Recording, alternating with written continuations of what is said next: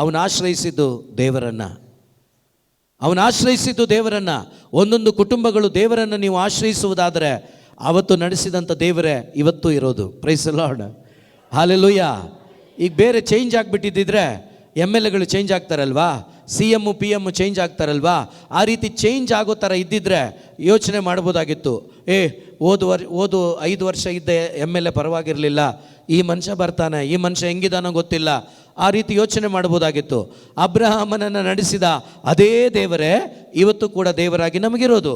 ಆದ್ದರಿಂದ ಅವನನ್ನು ಹೇಗೆ ನಡೆಸಿದ್ರೋ ಅದಕ್ಕಿಂತ ಉನ್ನತವಾಗಿಯೇ ನಿನ್ನನ್ನು ನಡೆಸ್ತಾರೆ. ಹಾಲೆಲೂಯಾ.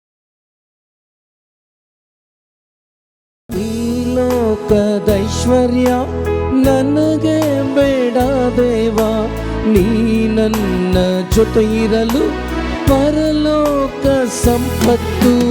ಈ ಲೋಕದೈಶ್ವರ್ಯ ನನಗೆ ಬೇಡ ದೇವ, ನೀ ನನ್ನ ಜೊತೆ ಇರಲು ಪರಲೋಕ ಸಂಪತ್ತು.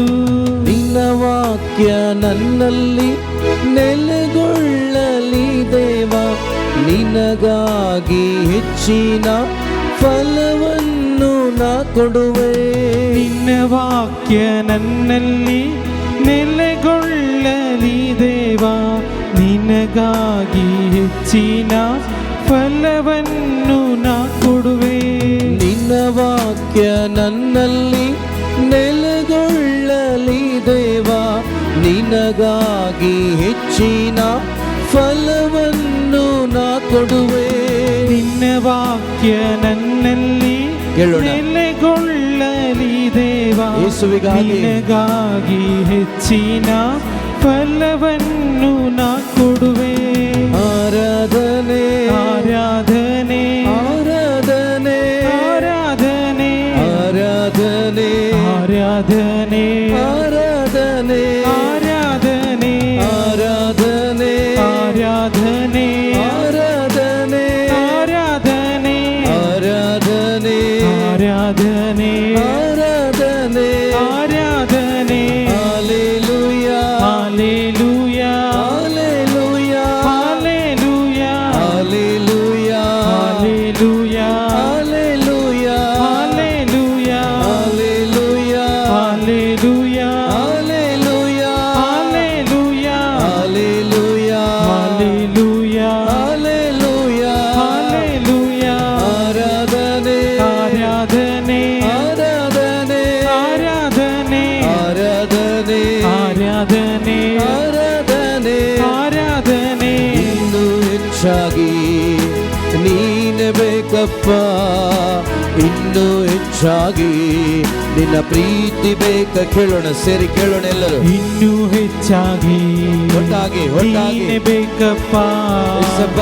ಇನ್ನೂ ಹೆಚ್ಚಾಗಿ ನಿನ್ನ ಪ್ರೀತಿ ಬೇಕಪ್ಪ, ಇನ್ನೂ ಹೆಚ್ಚಾಗಿ ನೀನೆ ಬೇಕಪ್ಪ, ಇನ್ನೂ ಹೆಚ್ಚಾಗಿ ನಿನ್ನ ಪ್ರೀತಿ ಬೇಕಪ್ಪ. ಇನ್ನೂ ಹೆಚ್ಚಾಗಿ ನೀನೆ ಬೇಕಪ್ಪ, ಇನ್ನೂ ಹೆಚ್ಚಾಗಿ ನಿನ್ನ ಪ್ರೀತಿ ಬೇಕಪ್ಪ. ಇನ್ನೂ ಹೆಚ್ಚಾಗಿ ನೀನೆ ಬೇಕಪ್ಪ, ಇನ್ನೂ ಹೆಚ್ಚಾಗಿ ನಿನ್ನ ಪ್ರೀತಿ ಬೇಕಪ್ಪ. ಇನ್ನೂ ಹೆಚ್ಚಾಗಿ ಕೇಳಿ ಕೇಳಿ ಕೇಳಿ ನೀನೆ ಬೇಕಪ್ಪ, ಕೇಳೋಣ. ಇನ್ನೂ ಹೆಚ್ಚಾಗಿ ನಿನ್ನ ಪ್ರೀತಿ ಬೇಕಪ್ಪ. ಏಸಪ್ಪ ಏಸಪ್ಪ ಏಸಪ್ಪ ನನ್ನಪ್ಪ. ಏಸಪ್ಪ ಏಸಪ್ಪ ಏಸಪ್ಪ ನನ್ನಪ್ಪ. ಏಸಪ್ಪ ಏಸಪ್ಪ ಏಸಪ್ಪ ನನ್ನಪ್ಪ.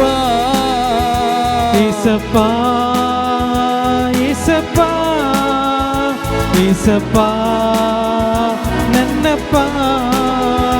Hallelujah hallelujah hallelujah hallelujah hallelujah hallelujah ಯೇಸುವೇ ಹಲ್ಲೆಲೂಯಾ ಹಲ್ಲೆಲೂಯಾ ಹಲ್ಲೆಲೂಯಾ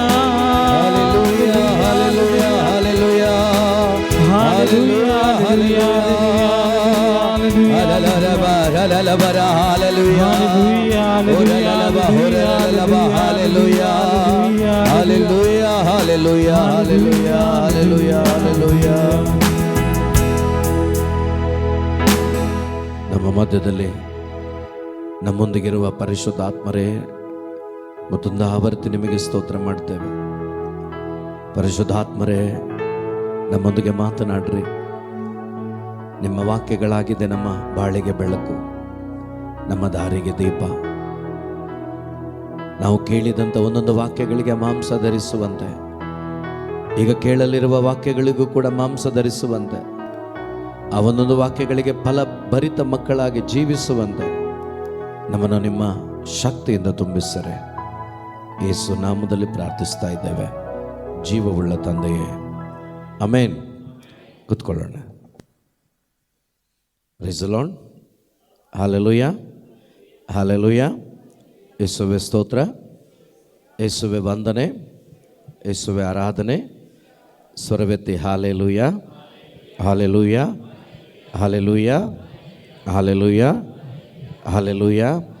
ಯೇಸುವೆ ಸ್ತೋತ್ರ, ಯೇಸುವೆ ವಂದನೆ, ಯೇಸುವೆ ಆರಾಧನೆ, ಯೇಸುವೆ ಮಹಿಮೆ. Hallelujah hallelujah hallelujah hallelujah. ಈ ಸಮಯದಲ್ಲಿ ನಾವು ಸ್ವಲ್ಪ ಹೊತ್ತು ಕುಟುಂಬದ ಬಗ್ಗೆ ನಾವು ಧ್ಯಾನಿಸ್ಲಿಕ್ಕೆ ಹೋಗ್ತಾ ಇದ್ದೀವಿ. Praise the lord. ಹಾಲೆಲೂಯಾ. ನಾವೆಲ್ಲ ಕುಟುಂಬದಿಂದಲೇ ಬಂದವರು ಅಲ್ವಾ ಅಲ್ವಾ. ಕುಟುಂಬದಿಂದ ಬಂದಿದ್ದರೂ ಕೂಡ ಕುಟುಂಬದಲ್ಲಿ ನಮ್ಮಲ್ಲಿ ಸಮಾಧಾನ ಇಲ್ಲ, ನೆಮ್ಮದಿ ಇಲ್ಲ, ಐಕ್ಯತೆ ಇಲ್ಲ, ಹೊಂದಾಣಿಕೆ ಇಲ್ಲ. ಸೊ ಈ ಎಲ್ಲ ಸಮಸ್ಯೆಗಳೊಂದಿಗೆ ದೇವರು ನಮ್ಮನ್ನು ಹೆಸರಿಡಿದು ಕರ್ಕೊಂಡು ಬಂದು ಸಮಾಧಾನದಲ್ಲಿ ನನ್ನ ಕುಟುಂಬದಲ್ಲಿ ಫಲಭರಿತವಾಗಿ ಹೇಗೆ ಬದುಕುವುದು ಅನ್ನೋದನ್ನು ಕಲಿಸ್ಕೊಡ್ಲಿಕ್ಕೆ ನಮ್ಮನ್ನು ಕರ್ಕೊಂಬಂದಿದ್ದಾರೆ. Praise the lord.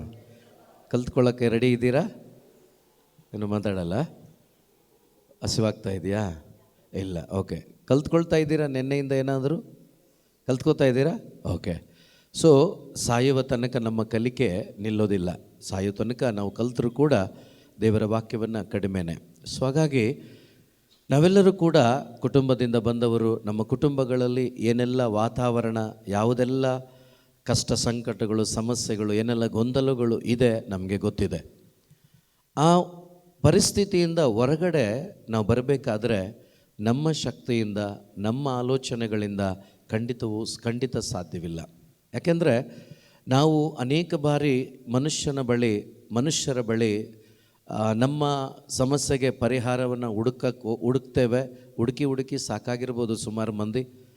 ಕೆಲವರು ಇನ್ನೇನು ಆಗೋದೇ ಇಲ್ಲ ಅನ್ನುವ ಮಟ್ಟಿಗೆ ಕೊನೆಗೆ ಇಲ್ಲಿಗೆ ಬಂದಿರ್ಬೋದು. ಆ ರೀತಿಯಾದಂತಹ ಪರಿಸ್ಥಿತಿಗಳ ಮಧ್ಯದಲ್ಲಿ ನಾವು ಜೀವಿಸ್ತಾ ಇದ್ದೇವೆ. ಹಾಗಾಗಿ ಸ್ವಲ್ಪ ಸಮಯ ನಾವು ಧ್ಯಾನ ಮಾಡೋಣ ದೇವರ ವಾಕ್ಯದ ಆಧಾರದಲ್ಲಿ. ಲೂಕನ ಶುಭ ಸಂದೇಶದಲ್ಲಿ 6ನೇ ಅಧ್ಯಾಯದಲ್ಲಿ ವಾಕ್ಯ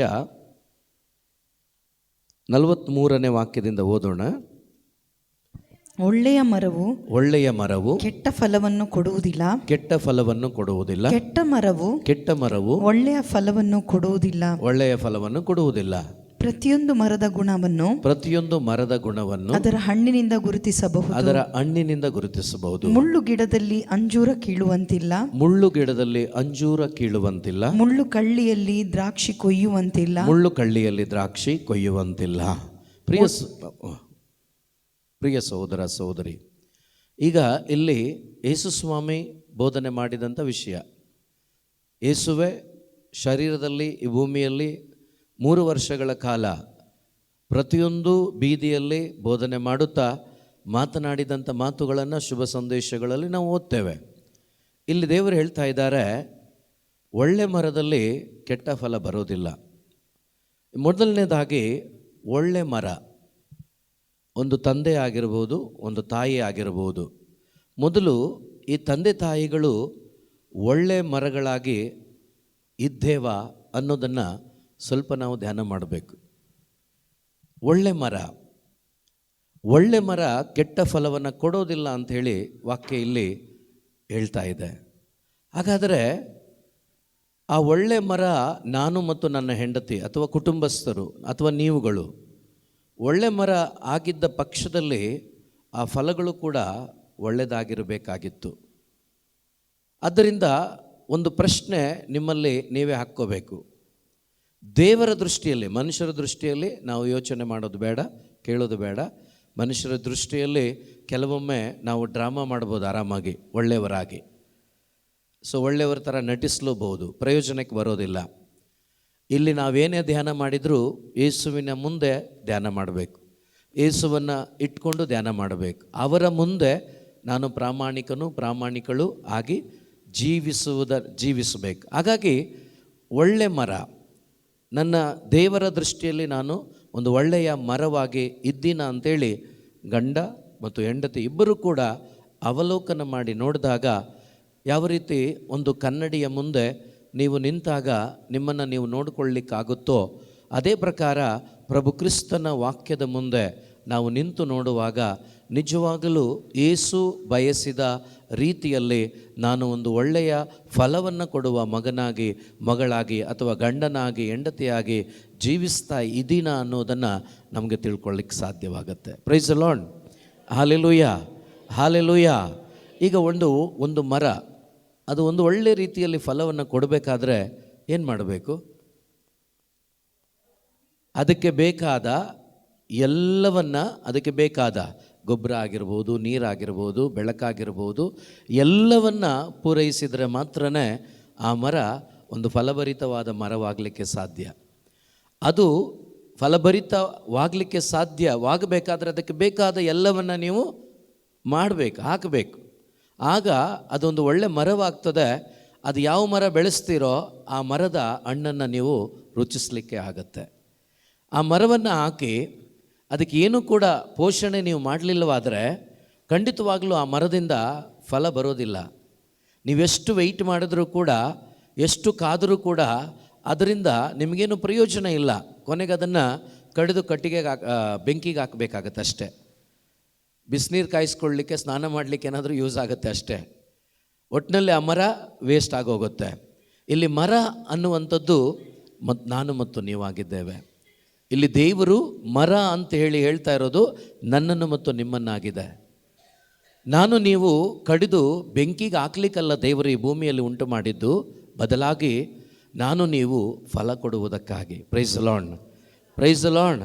ನಮ್ಮನ್ನು ಕಡಿದು ಬೆಂಕಿಗೆ ಹಾಕ್ಲಿಕ್ಕಲ್ಲ ದೇವರು ತನ್ನ ಮಗನನ್ನು ಭೂಮಿಗೆ ಕಳಿಸಿ ಅವರ ಪ್ರಾಣವನ್ನು ಕೊಟ್ಟು ಅವರ ರಕ್ತವನ್ನು ಸುರಿಸಿ ನಮ್ಮನ್ನು ಆ ಆತ್ಮಿಕವಾದ ಬಂಧನದಿಂದ ಬಿಡುಗಡೆ ಮಾಡಿ ನಮಗೆ ನಿತ್ಯ ಜೀವದ ಮಾರ್ಗವನ್ನು ತೋರಿಸಿದರೂ ಕೂಡ ನಾವಿನ್ನೂ ಎಷ್ಟೋ ಮಂದಿ ಇನ್ನೂ ಫಲ ಬಿಡದ, ಪ್ರಯೋಜನವಿಲ್ಲದ ಮರದಂತೆ ನಾವು ಬದುಕ್ತಾ ಇದ್ದೇವೆ ನಮ್ಮ ಜೀವಿತವನ್ನು. Praise the lord. Hallelujah, hallelujah, hallelujah, hallelujah. So ಹಾಗಾಗಿ ಹೇಗೆ ಒಂದು ಮರಕ್ಕೆ ಅದಕ್ಕೆ ಬೇಕಾದಂತಹ ಗೊಬ್ಬರ ನೀರನ್ನು ಹಾಕಿ ಅದನ್ನು ಬೆಳೆಸಿದಾಗ ಅದು ಒಂದು ದಿವಸ ಫಲ ಕೊಡ್ತದೋ, ಅದೇ ರೀತಿಯಲ್ಲಿ ತಂದೆ ತಾಯಿ, ಗಂಡ ಹೆಂಡತಿ ಇಬ್ಬರು ಕೂಡ, ಪ್ರಿಯ ಸಹೋದರ ಸಹೋದರಿ, ನಮ್ಮ ಆತ್ಮೀಕವಾದ ಜೀವನವನ್ನು ಬಲಗೊಳಿಸ್ಕೋಬೇಕು. ಆ ಆತ್ಮೀಕವಾದ ಜೀವನ ಬಲಗೊಳಿಸಲಿಕ್ಕೆ ಒಂದೇ ಒಂದು ಮಾರ್ಗ ದೇವರ ವಾಕ್ಯದ ಮುಖಾಂತರ ಮಾತ್ರವೇ. Praise the lord. Hallelujah, hallelujah. ನಮ್ಮ ಒಬ್ಬೊಬ್ಬರ ಆತ್ಮೀಕವಾದ ಜೀವನ ಬಲಗೊಳ್ಳೋದು ಒಂದರಿಂದ ಮಾತ್ರವೇ, ದೇವರ ವಾಕ್ಯದಿಂದ. ಇವತ್ತು ತಂದೆ ತಾಯಿಗಳಿಬ್ಬರೂ ಕೂಡ ದೇವರ ವಾಕ್ಯದಂತೆ ಅವರು ಜೀವಿಸುವಾಗ ಅವರ ಆತ್ಮೀಕವಾದ ಜೀವನ ಬಲಗೊಳ್ಳುತ್ತದೆ. ಮಾತ್ರವಲ್ಲ, ಅವರು ಆತ್ಮದಲ್ಲಿ ಶಕ್ತಿಯನ್ನು, ಪವಿತ್ರಾತ್ಮನ ಶಕ್ತಿಯನ್ನು ಪಡೆದುಕೊಳ್ತಾರೆ. ಆಗ ಮಾತ್ರವೇ ತಂದೆ ದೇವರ ಚಿತ್ತವನ್ನು ಅಥವಾ ದೇವರ ಚಿತ್ತವನ್ನು ನಾವು ಅರಿತುಕೊಂಡು ದೇವರ ಯೋಜನೆಯಂತೆ ನಮ್ಮ ಕುಟುಂಬವನ್ನು ನಾವು ಲೀಡ್ ಮಾಡೋಕ್ಕಾಗುತ್ತೆ. ಇಲ್ಲಾಂದರೆ ಆಗೋದಿಲ್ಲ. Praise the lord, praise the lord. Hallelujah, hallelujah. ಯೇಸುವೆ ಸ್ತೋತ್ರ, ಯೇಸುವೆ ವಂದನೆ, ಯೇಸುವೆ ಆರಾಧನೆ. ಇಲ್ಲಿ ನೋಡಿ, ಲೂಕನ ಶುಭ ಸಂದೇಶದಲ್ಲಿ 1ನೇ ಅಧ್ಯಾಯದಲ್ಲಿ 5ನೇ ವಾಕ್ಯದ ಮೇಲ್ಪಟ್ಟು ನಾವು ಒಂದು ಸುಂದರವಾದ ಘಟನೆಯನ್ನು ಓದ್ತೇವೆ. ಲೂಕನ ಶುಭ ಸಂದೇಶ 1ನೇ ಅಧ್ಯಾಯ 5ನೇ ವಾಕ್ಯ.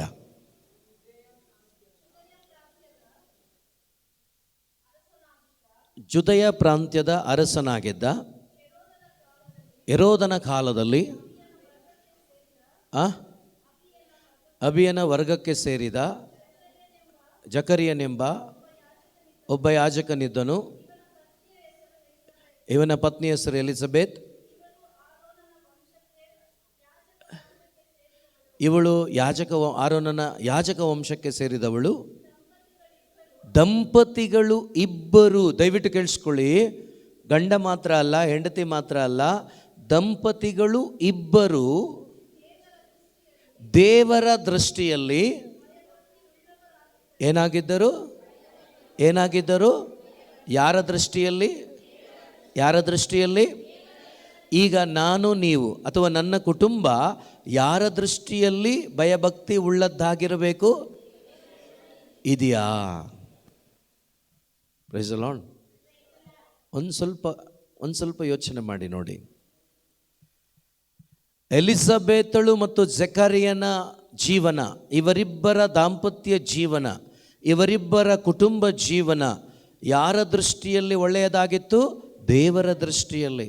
ಇವತ್ತು ನಿನ್ನ ಮತ್ತು ನಿನ್ನ ಗಂಡ ಅಥವಾ ಹೆಂಡತಿ ಮತ್ತು ಗಂಡ, ನಿಮ್ಮಿಬ್ಬರ ಜೀವನ ದೇವರ ದೃಷ್ಟಿಯಲ್ಲಿ ಚೆನ್ನಾಗಿದೆಯಾ? ಒಮ್ಮೆ ಅವಲೋಕನ ಮಾಡಿ ನೋಡಿ. ನಮ್ಮ ಕುಟುಂಬಗಳ ಸಮಸ್ಯೆ ಏನು ಗೊತ್ತಾ? ಒಬ್ಬರು ಸರಿ ಇದ್ದರೆ ಒಬ್ಬರು ಸರಿ ಇಲ್ಲ. ಕೆಲವು ಕುಟುಂಬದಲ್ಲಿ ಇಬ್ಬರೂ ಸರಿ ಇಲ್ಲ. ಇನ್ನಿಬ್ಬರು ಸರಿ ಇಲ್ಲ ಅಂದರೆ ಅವ್ರ ಮಕ್ಕಳು ಅದಕ್ಕಿಂತ ಮೋಸ. ಇನ್ನೆಲ್ಲಿ ದೇವರ ಚಿತ್ತ ನೆರವೇರುತ್ತೆ? ಇನ್ನೆಲ್ಲಿ ದೇವರ ರಾಜ್ಯ ಆ ಕುಟುಂಬದಲ್ಲಿ ಕಾಣಲಿಕ್ಕಾಗತ್ತೆ? ಇನ್ನೆಲ್ಲಿ ದೇವರ ಪ್ರೀತಿಯಲ್ಲಿ ಅನುಭವಿಸ್ಲಿಕ್ಕಾಗತ್ತೆ? ನೀವೆಷ್ಟು ಧ್ಯಾನ ಕೂಟಗಳನ್ನು ಮಾಡಿದರೂ, ಎಷ್ಟು ಧ್ಯಾನ ಕೇಂದ್ರಗಳನ್ನು ಸುತ್ತಿದರೂ ಕೂಡ ಕೆಲಸ ಆಗೋದಿಲ್ಲ. ಯಾಕಂದರೆ ಮೊದಲು ನಮಗೆ ಸತ್ಯದ ಅರಿವಾಗಬೇಕು, ಯೇಸುವಿನ ಅನುಭವ ಆಗಬೇಕು, ಪವಿತ್ರಾತ್ಮರಿಂದ ಹುಟ್ಟಬೇಕು. ಆಮೇಲೆ ಖಂಡಿತವಾಗಲೂ ನಮ್ಮ ಕುಟುಂಬದಲ್ಲಿ ಪವಿತ್ರಾತ್ಮನು ಕಾರ್ಯ ಮಾಡುವಾಗ ದೇವರ ಚಿತ್ತ ನೆರವೇರ್ತದೆ.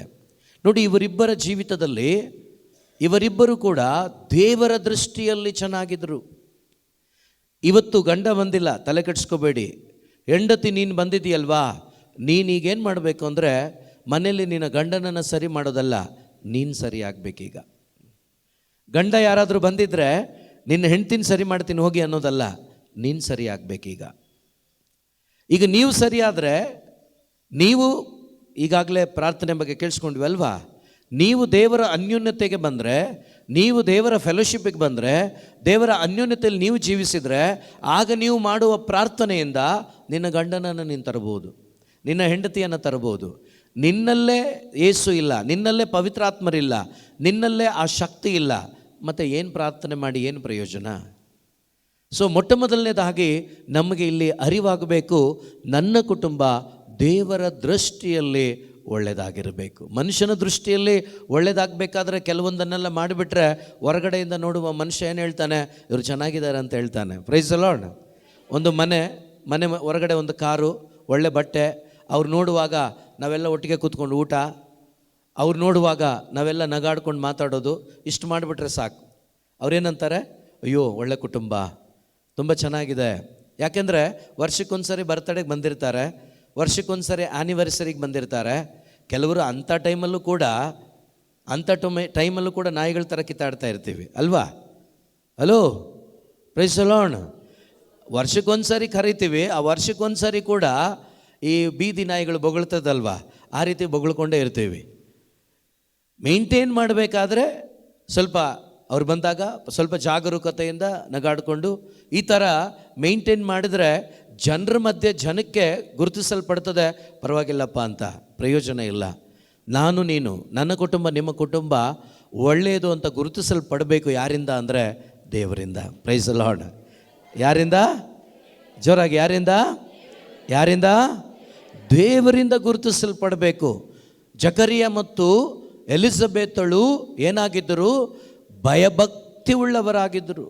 ದೇವರ ದೃಷ್ಟಿಯಲ್ಲಿ ಅವರು ಭಯಭಕ್ತಿ ಉಳ್ಳವರಾಗಿದ್ದರು. ಒಂದು ಭಯಭಕ್ತಿಯ ಜೀವನವನ್ನು, ಒಂದು ನಿಜವಾದ ವಿಶ್ವಾಸದ ಜೀವನವನ್ನು ಅವರು ಜೀವಿಸ್ತಾ ಇದ್ದರು. ಯಾಕೆಂದರೆ ಅಂದಿನ ಸಮಯದಲ್ಲಿ, ಆಗಿನ ಸಮಯದಲ್ಲಿ 2000 ವರ್ಷಗಳ ಹಿಂದೆ, ಆ ಸಮಯದಲ್ಲಿ ಒಂದು ಮನುಷ್ಯನಿಗೆ ಒಂದು ದೇವದೂತ ಕಾಣಿಸ್ಕೋಬೇಕಂದ್ರೆ ಅದು ಸಾಧ್ಯವಾಗುವ ಮಾತಲ್ಲ, ಅದು ಸಾಧಾರಣ ಮಾತಲ್ಲ. ಆ ವ್ಯಕ್ತಿ ದೇವರಿಗೆ ಇಷ್ಟವಾಗಿರಬೇಕು, ಆ ವ್ಯಕ್ತಿ ಪರಿಶುದ್ಧನಾಗಿರಬೇಕು, ಆ ವ್ಯಕ್ತಿ ಪ್ರಾಮಾಣಿಕನಾಗಿರಬೇಕು. ಅಂಥವರಿಗೆ ದೇವರು ದೂತರನ್ನು ಕಳಿಸಿ ಏನಾದರೂ ಒಂದು ಸಂದೇಶವನ್ನು ಕೊಡ್ತಾಯಿದ್ರು. ಇಲ್ಲ ಅಂದರೆ ಹತ್ರನೇ ಸುಳಿತಾ ಇರಲಿಲ್ಲ. ಹಾಗಾದರೆ ಒಂದು ದೂತ ಇವರಿಗೆ ಬಂದು ಸಂದೇಶ ಹೇಳುವಷ್ಟು ಮಟ್ಟಿಗೆ ಅವರು ಜೀವಿಸಿದ್ದಾರಂದರೆ ಅವರ ಜೀವನ ಹೆಂಗಿದ್ದಿರಬೇಕು ಯೋಚನೆ ಮಾಡಿ. ಯಾವ ಮಟ್ಟಿಗೆ ಅವರು ತಮ್ಮನ್ನು ತಾವು ತಯಾರಿ ಮಾಡಿಕೊಂಡಿರಬೇಕು ಯೋಚನೆ ಮಾಡಿ. ಈ ರೀತಿಯ ತಯಾರಿ, ಈ ರೀತಿಯ ಒಳ್ಳೆಯ ಒಂದು ಪವಿತ್ರಾತ್ಮ ಭರಿತವಾದ ಜೀವಿತವನ್ನು ನಮ್ಮ ಕುಟುಂಬಗಳಲ್ಲಿ ನಾವು ರೂಢಿಸ್ಕೋಬೇಕು. ಆಗ ದೇವರ ಸಾನ್ನಿಧ್ಯ, ದೇವರ ಆನಂದ, ದೇವರ ಪ್ರೀತಿ ನಮ್ಮ ಕುಟುಂಬಗಳಲ್ಲಿ ನಾವು ಅನುಭವಿಸಲಿಕ್ಕೆ ಸಾಧ್ಯವಾಗ್ತದೆ.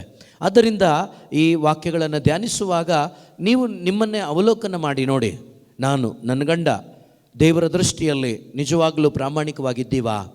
ದೇವರಿಗಿಷ್ಟವಾಗುವಂಥ ಬದುಕನ್ನು ಬದುಕ್ತಾ ಇದ್ದೀವಾ? ಆಗ ಆ ಒಂದು ಪ್ರಶ್ನೆ ನೀವು ಕೇಳುವಾಗ ಖಂಡಿತ ಪವಿತ್ರಾತ್ಮರು ಸಹಾಯ ಮಾಡ್ತಾರೆ. ಪವಿತ್ರಾತ್ಮರು ಸಹಾಯ ಮಾಡ್ತಾರೆ. ಏತಕ್ಕೆ? ನಿನ್ನ ಕುಟುಂಬವನ್ನು ದೇವರ ಚಿತ್ತದಂತೆ ರೆಡಿ ಮಾಡಿಕೊಳ್ಳಿಕ್ಕೆ ದೇವರ ವಾಕ್ಯದ ಮುಖಾಂತರ, ಒಂದು ಧ್ಯಾನದಲ್ಲೋ, ಒಂದು ಮಾಧ್ಯಮದ ಮುಖಾಂತರವೋ, ಯಾವುದೋ ಒಂದು ರೀತಿಯಲ್ಲಿ ಅವರು ಮಾತನಾಡಿ ನಿಮ್ಮ ಕುಟುಂಬಕ್ಕೆ ಸರಿಪಡಿಸಿಕೊಳ್ಳಲು ಬೇಕಾದ ವಾಕ್ಯಗಳನ್ನು ನೀಡಿ ನಿಮ್ಮನ್ನು ಬಲಪಡಿಸಿ ನಡೆಸ್ತಾರೆ. ಅಂಥ ಒಂದು ಕುಟುಂಬ ನನ್ನ ಮತ್ತು ನಿಮ್ಮ ಕುಟುಂಬವಾಗಬೇಕು. ಮತ್ತಾಯನ ಶುಭ ಸಂದೇಶದಲ್ಲಿ 1ನೇ ಅಧ್ಯಾಯದಲ್ಲಿ ಓದಿ ನೋಡಿ. ಮತ್ತಾಯನ ಶುಭ ಸಂದೇಶ 1ನೇ ಅಧ್ಯಾಯ. Praise the lord. Hallelujah, hallelujah. ಅಲ್ಲಿ ಜೋಸೆಫನ ಬಗ್ಗೆ ಒಂದೇ ಒಂದು ಮಾತಿದೆ, ಓದ್ತೀರಾ? 20ನೇ ವಾಕ್ಯ, ಅದು 1ನೇ ಅಧ್ಯಾಯ. Praise the lord. Hallelujah, hallelujah, hallelujah. Okay, 19ನೇ ವಾಕ್ಯ. ಆಕೆಯ ಪತಿ ಜೋಸೆಫನು ಏನಾಗಿದ್ದನು? ಜೋರಾಗಿ. ಮರಿಯಳ ಪತಿಯಾದ ಜೋಸೆಫನು ಏನಾಗಿದ್ದನು? ನೀತಿವಂತನಾಗಿದ್ದನು. ಹಲ್ಲೆಲೂಯಾ. 1ನೇ ಅಧ್ಯಾಯ ಮತ್ತಾಯ 19ನೇ ವಾಕ್ಯ ಮುಂದುವರಿಸಿ. ಮರಿಯಳನ್ನು ಅವಮಾನಕ್ಕೆ ಗುರಿ ಮಾಡುವ ಉದ್ದೇಶ ಅವನದ್ದಲ್ಲವಾದ್ದರಿಂದ ಯಾರಿಗೂ ತಿಳಿಯದ ಹಾಗೆ ನಿಶ್ಚಿತಾರ್ಥವನ್ನು ಮುರಿದು ಬಿಡಬೇಕೆಂದಿದ್ದನು. ಆತನು ಈ ಕುರಿತು ಆಲೋಚಿಸುತ್ತಿದ್ದನು. ದೇವದೂತನು ನೋಡಿ, ಅವನು ಪ್ರಾಮಾಣಿಕನಾಗಿದ್ದನು, ನೀತಿವಂತನಾಗಿದ್ದನು. ಎಲ್ಲ ಹಿಂದೆ ನೋಡ್ತಾ ಇದ್ದೀರಲ್ವಾ? ಸೌಂಡ್ ಎಲ್ಲಿಂದ ಬರ್ತಾ ಇದೆ? ವ್ಯಕ್ತಿ ಇಲ್ಲಲ್ಲ ಅಂತ. ವ್ಯಕ್ತಿ ಕೆಳಗಡೆ ಇದ್ದಾರೆ, ಓಕೆನಾ? ನನ್ನ ಕಡೆ ನೋಡಿ ಸ್ವಲ್ಪ. Praise the lord. ಹಲ್ಲೆಲೂಯಾ. ಇಲ್ಲಿ ಬೈಬಲ್ ಏನು ಹೇಳುತ್ತೆ? ಜೋಸೆಫ್ ಏನಾಗಿದ್ದಾರಂತೆ? ದೇವರ ದೃಷ್ಟಿಯಲ್ಲಿ ನೀತಿವಂತನಾಗಿದ್ದನಂತೆ. ನೋಡಿ, ನೀತಿವಂತನಾದ ಕಾರಣ ಅವನು ಆಕೆಯನ್ನು ಅವಮಾನಕ್ಕೆ ಗುರಿಪಡಿಸ್ಲಿಕ್ಕೆ ಇಷ್ಟಪಡಲಿಲ್ಲ. ಆದ್ದರಿಂದ ಅವನು ಹೋಗ್ಬಿಡೋಣ ಅಂತೇಳಿ ಯೋಚನೆ ಮಾಡುವಾಗ ಏನಾಗ್ತಾ ಇದೆ ಇಲ್ಲಿ ಅಂದರೆ, ದೇವದೂತ ಯಾರಿಗೆ ಕಾಣಿಸ್ಕೊತಾ ಇದ್ದಾರೆ? ಜೋಸೆಫನಿಗೆ. ಈಗ ಆತನ ಮನಸ್ಸಿನಲ್ಲಿದ್ದ ಗೊಂದಲ ಏನಾಗುತ್ತೆ? ಜೋಸೆಫನಿಗೆ ಕಾಣಿಸಿಕೊಂಡಂಥ ದೇವದೂತ ಅವ್ರು ಹೇಳ್ತಾರೆ, ನೋಡಪ್ಪ, ನಿನ್ನ ಆಲೋಚನೆ ಒಳ್ಳೆಯದೇ, ಅಂದರೆ ನೀನು ಮಾಡ್ತಾರೆ ಯೋಚನೆ ಸರಿನೇ, ಆದರೆ ಅದು ನೀನು ಯೋಚಿಸಿದಂತೆ ಅಲ್ಲ. ಈ ಮಗಳು ಗರ್ಭಧರಿಸಿರುವುದು ಮನುಷ್ಯನ ಶಕ್ತಿಯಿಂದ ಅಲ್ಲ, ಪವಿತ್ರ ಆತ್ಮನ ಶಕ್ತಿಯಿಂದ. ಈಗ ಅಲ್ಲಿ ಆತನ ಸಂಶಯವನ್ನು ತೆಗೆದು ಬಿಸಾಡ್ತಾನೆ. ಯಾರು? ದೇವದೂತರು. ದೇವದೂತ ಆತನ ಸಂಶಯವನ್ನು ತೆಗೆದುಹಾಕ್ತಾರೆ. ಸಂಶಯ ಇಲ್ಲ, ಏನೋ ಆಗಿದೆ, ಆತನಿಗೊಂದು ಯೋಚನೆ ಇದೆ. ಈಗ ಆ ಯೋಚನೆಯನ್ನು ತೆಗೆದುಹಾಕ್ತಾರೆ. ಈಗ ಆ ಯೋಚನೆಯಲ್ಲದೆ ಇದ್ದಿದ್ರೆ ಅವನ ಕುಟುಂಬ ಜೀವನ ಚೆನ್ನಾಗಿರ್ತಿತ್ತಾ? ಖಂಡಿತ ಇಲ್ಲ. ಯಾವಾಗ ನೀವು ಪ್ರಾಮಾಣಿಕರಾಗಿರ್ತೀರೋ, ನಿಮ್ಮ ಒಳಗಡೆ ಇರುವ ಬೇಡವಾದದ್ದನ್ನು ದೇವರು ಯಾರ ಮುಖಾಂತರ, ದೂತನ ಮುಖಾಂತರನೋ, ಒಂದು ವ್ಯಕ್ತಿಯ ಮುಖಾಂತರನೋ, ದೇವರ ವಾಕ್ಯದ ಮುಖಾಂತರ ನಿಮ್ಮಲ್ಲಿರುವ ಗೊಂದಲವನ್ನು ತೆಗೆದುಹಾಕಿ ನಿಮ್ಮ ಒಳಗಡೆ ಸಮಾಧಾನವನ್ನು ತುಂಬಿಸಿ ನಿಮ್ಮನ್ನು ನಡೆಸ್ತಾರೆ. Praise the lord. Hallelujah, hallelujah. ಅರ್ಥ ಆಗ್ತಿದೆಯಾ? ನೀವು ಗಂಡ ಹೆಂಡತಿ ಇಬ್ಬರು ದೇವರ ವಾಕ್ಯಕ್ಕೆ ವಿಧೇಯರಾಗಿ ನಡೆಯುವಾಗ, ಪ್ರಾಮಾಣಿಕರಾಗಿ ನಡೆಯುವಾಗ, ನಿಮ್ಮಲ್ಲಿ ಬರುವ ಗೊಂದಲಗಳ ಸಂದರ್ಭದಲ್ಲಿ ಒಂದು ವಾಕ್ಯದ ಮುಖಾಂತರ ಪವಿತ್ರ ಆತ್ಮರು ಮಾತನಾಡಿ ನಿಮ್ಮಲ್ಲಿ ಇರುವಂಥ ಗೊಂದಲವನ್ನು ತೆಗೆದುಹಾಕಿ ನಿಮ್ಮನ್ನು ಆ ದೇವರು ವಾಕ್ಯದ ಮುಖಾಂತರ ಈ ಭೂಮಿಯಲ್ಲಿ ಒಂದು ಒಳ್ಳೆಯ ದಾರಿಯಲ್ಲಿ, ಅಂದರೆ ಯೇಸುವಿನ ದಾರಿಯಲ್ಲಿ ನಿಮ್ಮನ್ನು ನಡೆಸುವವರಾಗಿದ್ದಾರೆ. Praise the lord. Hallelujah, hallelujah, hallelujah, hallelujah, hallelujah, hallelujah. ಆದ್ದರಿಂದ ಪ್ರಿಯ ಸಹೋದರ ಸಹೋದರಿ, ನಾನು ಮತ್ತು ನೀವು, ನನ್ನ ಕುಟುಂಬ, ಪ್ರತಿಯೊಂದು ಕುಟುಂಬ, ಈ ಭೂಮಿಯಲ್ಲಿ ಇರುವಂಥ ಪ್ರತಿಯೊಂದು ಕುಟುಂಬಗಳು ಈ ರೀತಿ ದೇವರ ಅನ್ಯೋನ್ಯತೆಯಲ್ಲಿ ಜೀವಿಸುವಾಗ ಆ ಅನ್ಯೋನ್ಯತೆಯ ಮುಖಾಂತರ ನಮಗೆ ಸಿಗುವಂಥದ್ದು ದೇವರ ಪರಿಶುದ್ಧಾತ್ಮನ ಶಕ್ತಿಯಾಗಿದೆ. ಯಾವಾಗ ಪರಿಶುದ್ಧಾತ್ಮನ ಶಕ್ತಿಯಿಂದ ನಾವು ತುಂಬಲ್ಪಡ್ತೇವೆಯೋ ನಮ್ಮ ಕುಟುಂಬವನ್ನು ಮಾನುಷಿಕವಾಗಿ ನಾವು ನಡೆಸೋದಿಲ್ಲ, ಲೋಕದ ರೀತಿ ನೀತಿಗಳಲ್ಲಿ ನಡೆಸೋದಿಲ್ಲ, ಬದಲಾಗಿ ದೇವರ ಇಷ್ಟದಂತೆ, ಬೈಬಲಲ್ಲಿ ದೇವರು ಏನಂತ ಹೇಳಿದ್ದಾರೋ, ಯಾವ ರೀತಿ ಬದುಕಬೇಕು ಅಂತ ಹೇಳಿದ್ದಾರೋ, ಯಾವುದು ನಿಜವಾದ ಕುಟುಂಬ ಜೀವನ ಅಂತ ಹೇಳಿದ್ದಾರೋ ಆ ರೀತಿಯಲ್ಲಿ, ಆ ಪ್ರಕಾರ ನಮ್ಮ ಕುಟುಂಬವನ್ನು ನಾವು ಲೀಡ್ ಮಾಡ್ತೇವೆ. ಆಗ ದೇವರ ದೃಷ್ಟಿಗೆ ನಿನ್ನ ಕುಟುಂಬ ನಿಜವಾಗಲೂ ಈ ಲೋಕದಲ್ಲಿ ಒಂದು ಪವಿತ್ರವಾದ ಕುಟುಂಬ ಎನಿಸಿಕೊಳ್ತದೆ. Hallelujah, hallelujah, hallelujah. ಯೇಸುವೆ ಸ್ತೋತ್ರ, ಯೇಸುವೆ ವಂದನೆ, ಯೇಸುವೆ ಆರಾಧನೆ. ಯಾಕಂದರೆ ಕುಟುಂಬಗಳನ್ನು ಮನುಷ್ಯ ಉಂಟು ಮಾಡಿದ್ದಲ್ಲ ಪ್ರಿಯರೇ, ದೇವರು ಉಂಟು ಮಾಡಿದ್ದು. ದೇವರು ಉಂಟು ಮಾಡಿದ್ದನ್ನು ದೇವರು ಯಾವತ್ತೂ ಕೂಡ ಕಿತ್ತಾಕೋದಿಲ್ಲ, ನಷ್ಟಪಡಲಿಕ್ಕೆ ಬಿಡೋದಿಲ್ಲ, ನಾಶವಾಗಲಿಕ್ಕೆ ಬಿಡೋದಿಲ್ಲ. ಹಾಗೆ ನಾಶವಾಗಲಿಕ್ಕೆ ಬಿಡೋದಾಗಿದ್ದಿದ್ರೆ ಆದಾಮನನ್ನು ಅವ್ವಳನ್ನು ತೋಟದಲ್ಲೇ ಸಾಯಿಸ್ತಾ ಇದ್ರು ದೇವರು. ಒಂದು ಕುಟುಂಬವನ್ನು ನಿಜವಾಗ್ಲೂ ಪಡಿಸೋ ದೇವರಾಗಿದ್ದಿದ್ರೆ, ದೇವರ ವಾಕ್ಯವನ್ನು ಮೀರಿ ಆತ್ಮದಲ್ಲಿ ಸತ್ತು ಹೋದಾಗಲೇ ಅಲ್ಲೇ ಅವರ ಶರೀರಗಳನ್ನು ಕೂಡ ನಾಶಪಡಿಸಲಿಕ್ಕೆ ದೇವರಿಗೆ ಆಗ್ತಿತ್ತು. ಹಾಲೆಲೂಯಾ. ನೀವು ಬೇಕಾದರೆ ಆದಿಕಾಂಡ ಪುಸ್ತಕದಿಂದ ಓದ್ಕೊಂಡು ಬನ್ನಿ, 2 ಅಧ್ಯಾಯಗಳು ಯಾವ ಪಾಪ ಇಲ್ಲ ನಿಜ.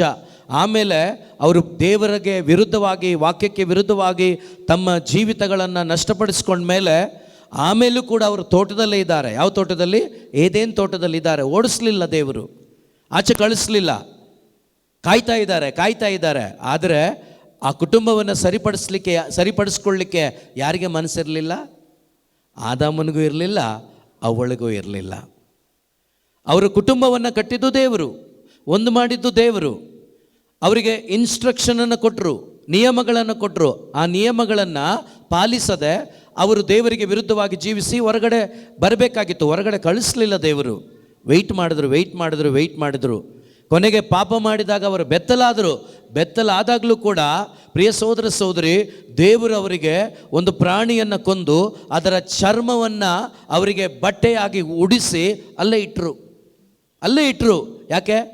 ಒಂದು ಸಾರಿ ಕೇಳ್ತಾರೆ, ಪಶ್ಚಾತ್ತಾಪ ಪಡ್ತಾರೆ, ಇವರು ನನ್ನೊಂದಿಗೆ ಮುಂದುವರಿಯಲಿ, ನನ್ನೊಂದಿಗೆ ಇರಲಿ ಅಂತ ಆಸೆ ಪಟ್ಟರು. ಆದರೆ ಅವ್ರು ಯಾರು ಕೂಡ ಮಾನಸಾಂತರ ಪಡಲಿಲ್ಲ, ಪಶ್ಚಾತ್ತಾಪ ಪಡಲಿಲ್ಲ, ದೇವರ ಕಡೆಗೆ ತಿರ್ಕೊಳ್ಳಿಲ್ಲ.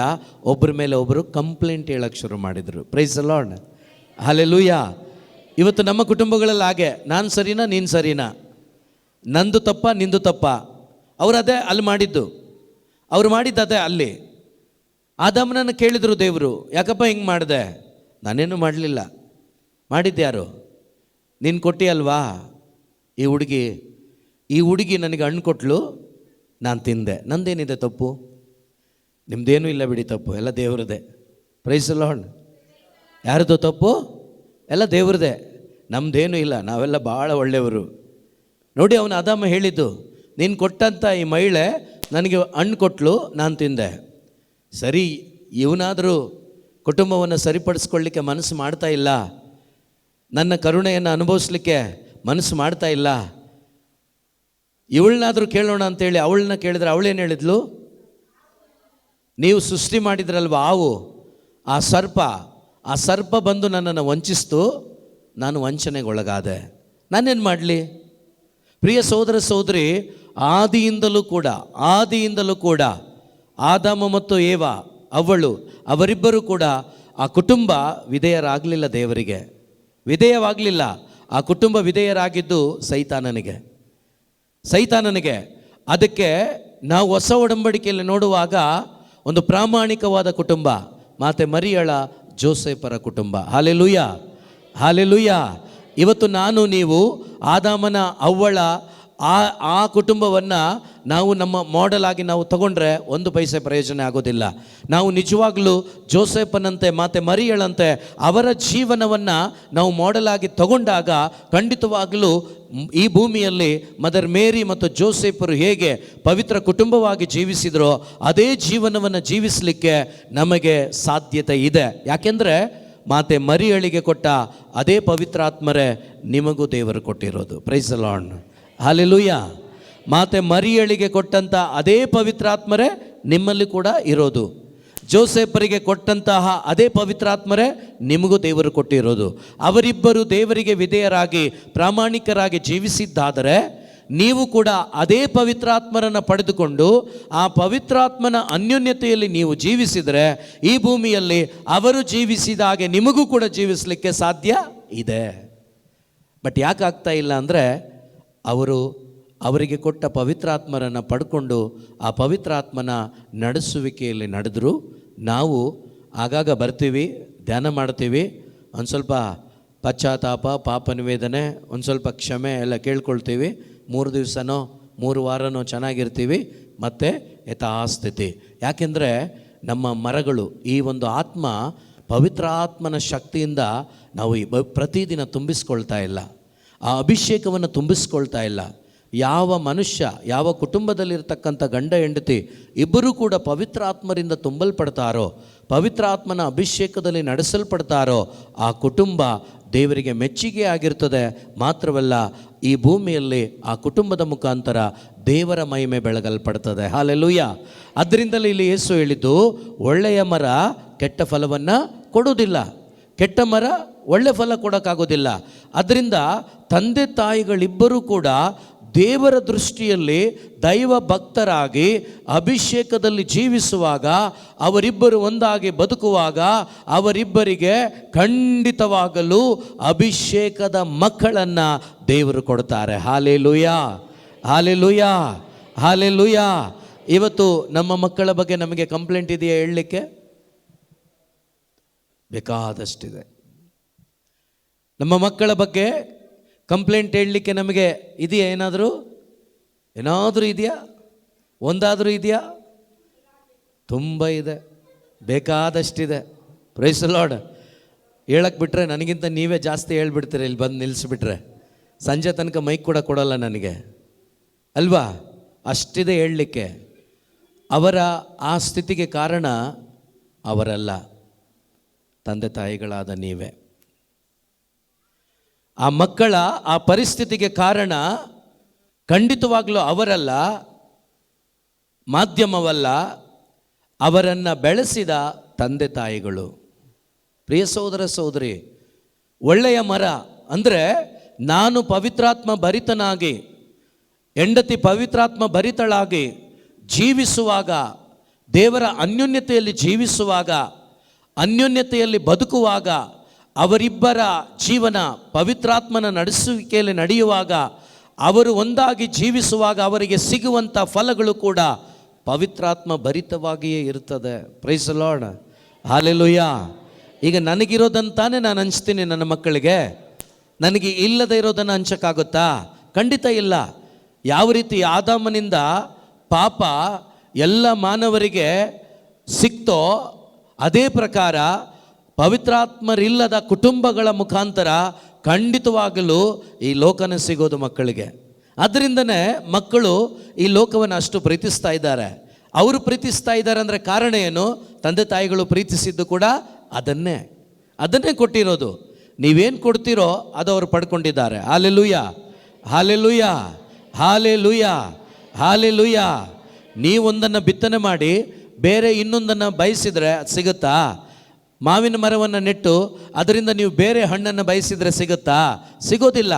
ನೀವು ಕುಟುಂಬದಲ್ಲಿ ಗಂಡ ಹೆಂಡತಿ ಸೇರಿ ನೀವೇನನ್ನು ಬಿತ್ತನೆ ಮಾಡಿದಿರೋ ಆ ಬಿತ್ತನೆ ನಿಮಗೆ ಫಲವಾಗಿ ಸಿಗ್ತದೆ. Praise the lord, hallelujah, hallelujah, hallelujah. So ಅದರಿಂದ ಒಂದು ಕುಟುಂಬದಲ್ಲಿ ಬೇಕಾಗಿರುವಂಥ ಪ್ರಮುಖವಾದ ಒಂದು ಕಾರ್ಯ ಅಂದರೆ ದೇವರ ವಾಕ್ಯ, ಪವಿತ್ರಾತ್ಮರು.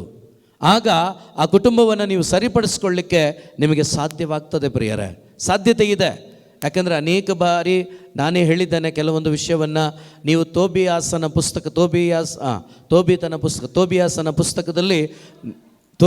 ಪುಸ್ತಕದಲ್ಲಿ 8ನೇ ಅಧ್ಯಾಯವನ್ನು ಸ್ವಲ್ಪ ತೆಗೆದು ನೋಡಿ 8ನೇ ಅಧ್ಯಾಯ 4ನೇ ವಾಕ್ಯದಿಂದ ಓದ್ತೀರಾ ಸ್ವಲ್ಪ. ಸಾರಾಳ ತಂದೆ ತಾಯಿಗಳು ಶಯನ ಕೊಠಡಿಯ ಬಾಗಿಲನ್ನು ಮುಚ್ಚಿ ಹೊರಟು ಹೋದ ಮೇಲೆ ತೋಬಿಯಾಸನು ಹಾಸಿಗೆಯಿಂದ ಎದ್ದು ಸಾರಾಳನ್ನು ಉದ್ದೇಶಿಸಿ, ನೋಡಿ ಇಲ್ಲಿ ಈ ವಾಕ್ಯಗಳನ್ನು ಧ್ಯಾನಿಸುವ ಮುನ್ನ, ಒಂದು ವೇಳೆ ನಿಮ್ಮ ಕುಟುಂಬಗಳು ಈವರೆಗೆ ದೇವರ ಇಷ್ಟದಂತೆ ನಡೆಸಲ್ಪಡಲಿಲ್ಲ ಅಂತ ಇಟ್ಕೊಳ್ಳಿ. ನಿಮ್ಮ ಕುಟುಂಬಗಳಲ್ಲಿ ಗಂಡ ಹೆಂಡತಿಯ ಮಧ್ಯೆ ಬೆರುಕಿದೆ, ಸಮಾಧಾನವಿಲ್ಲ. ಎಷ್ಟೋ ಕುಟುಂಬಗಳು ಕೆಲವು ತಿಂಗಳುಗಳಲ್ಲೇ, ಕೆಲವು ದಿನಗಳಲ್ಲೇ ಡೈವರ್ಸ್ಗೆ ಬಂದಿದೆ. ನಿಜವಾಗ್ಲೂ ಪ್ರೀತಿ ಇಲ್ಲದ ಕಾರಣ, ಯೇಸು ಇಲ್ಲದ ಕಾರಣ ಆ ಕುಟುಂಬಗಳಲ್ಲಿ ಒಂದು ಪೈಸೆ ಸಮಾಧಾನ ಇಲ್ಲ. ಈ ರೀತಿ ಪರಿಸ್ಥಿತಿಯಲ್ಲಿ ಒಂದು ವೇಳೆ ಇದ್ದಿರ್ಬೋದು, ಇರುವಂಥ ಕುಟುಂಬಗಳು ನಿಮಗೆ ಪರಿಚಯವಾಗಿರ್ಬೋದು. ಇಲ್ಲಿ ಈ ತೋಬಿಯಾಸ ಮತ್ತು ಸಾರಾಳು ಮದುವೆ ಆಗಿದ್ದಾರೆ. ಈ ಮದುವೆಗೆ ಮುಂಚೆ ಸಾರಾಳಿಗೆ ಎಷ್ಟು ಮದುವೆ ಆಗಿತ್ತು?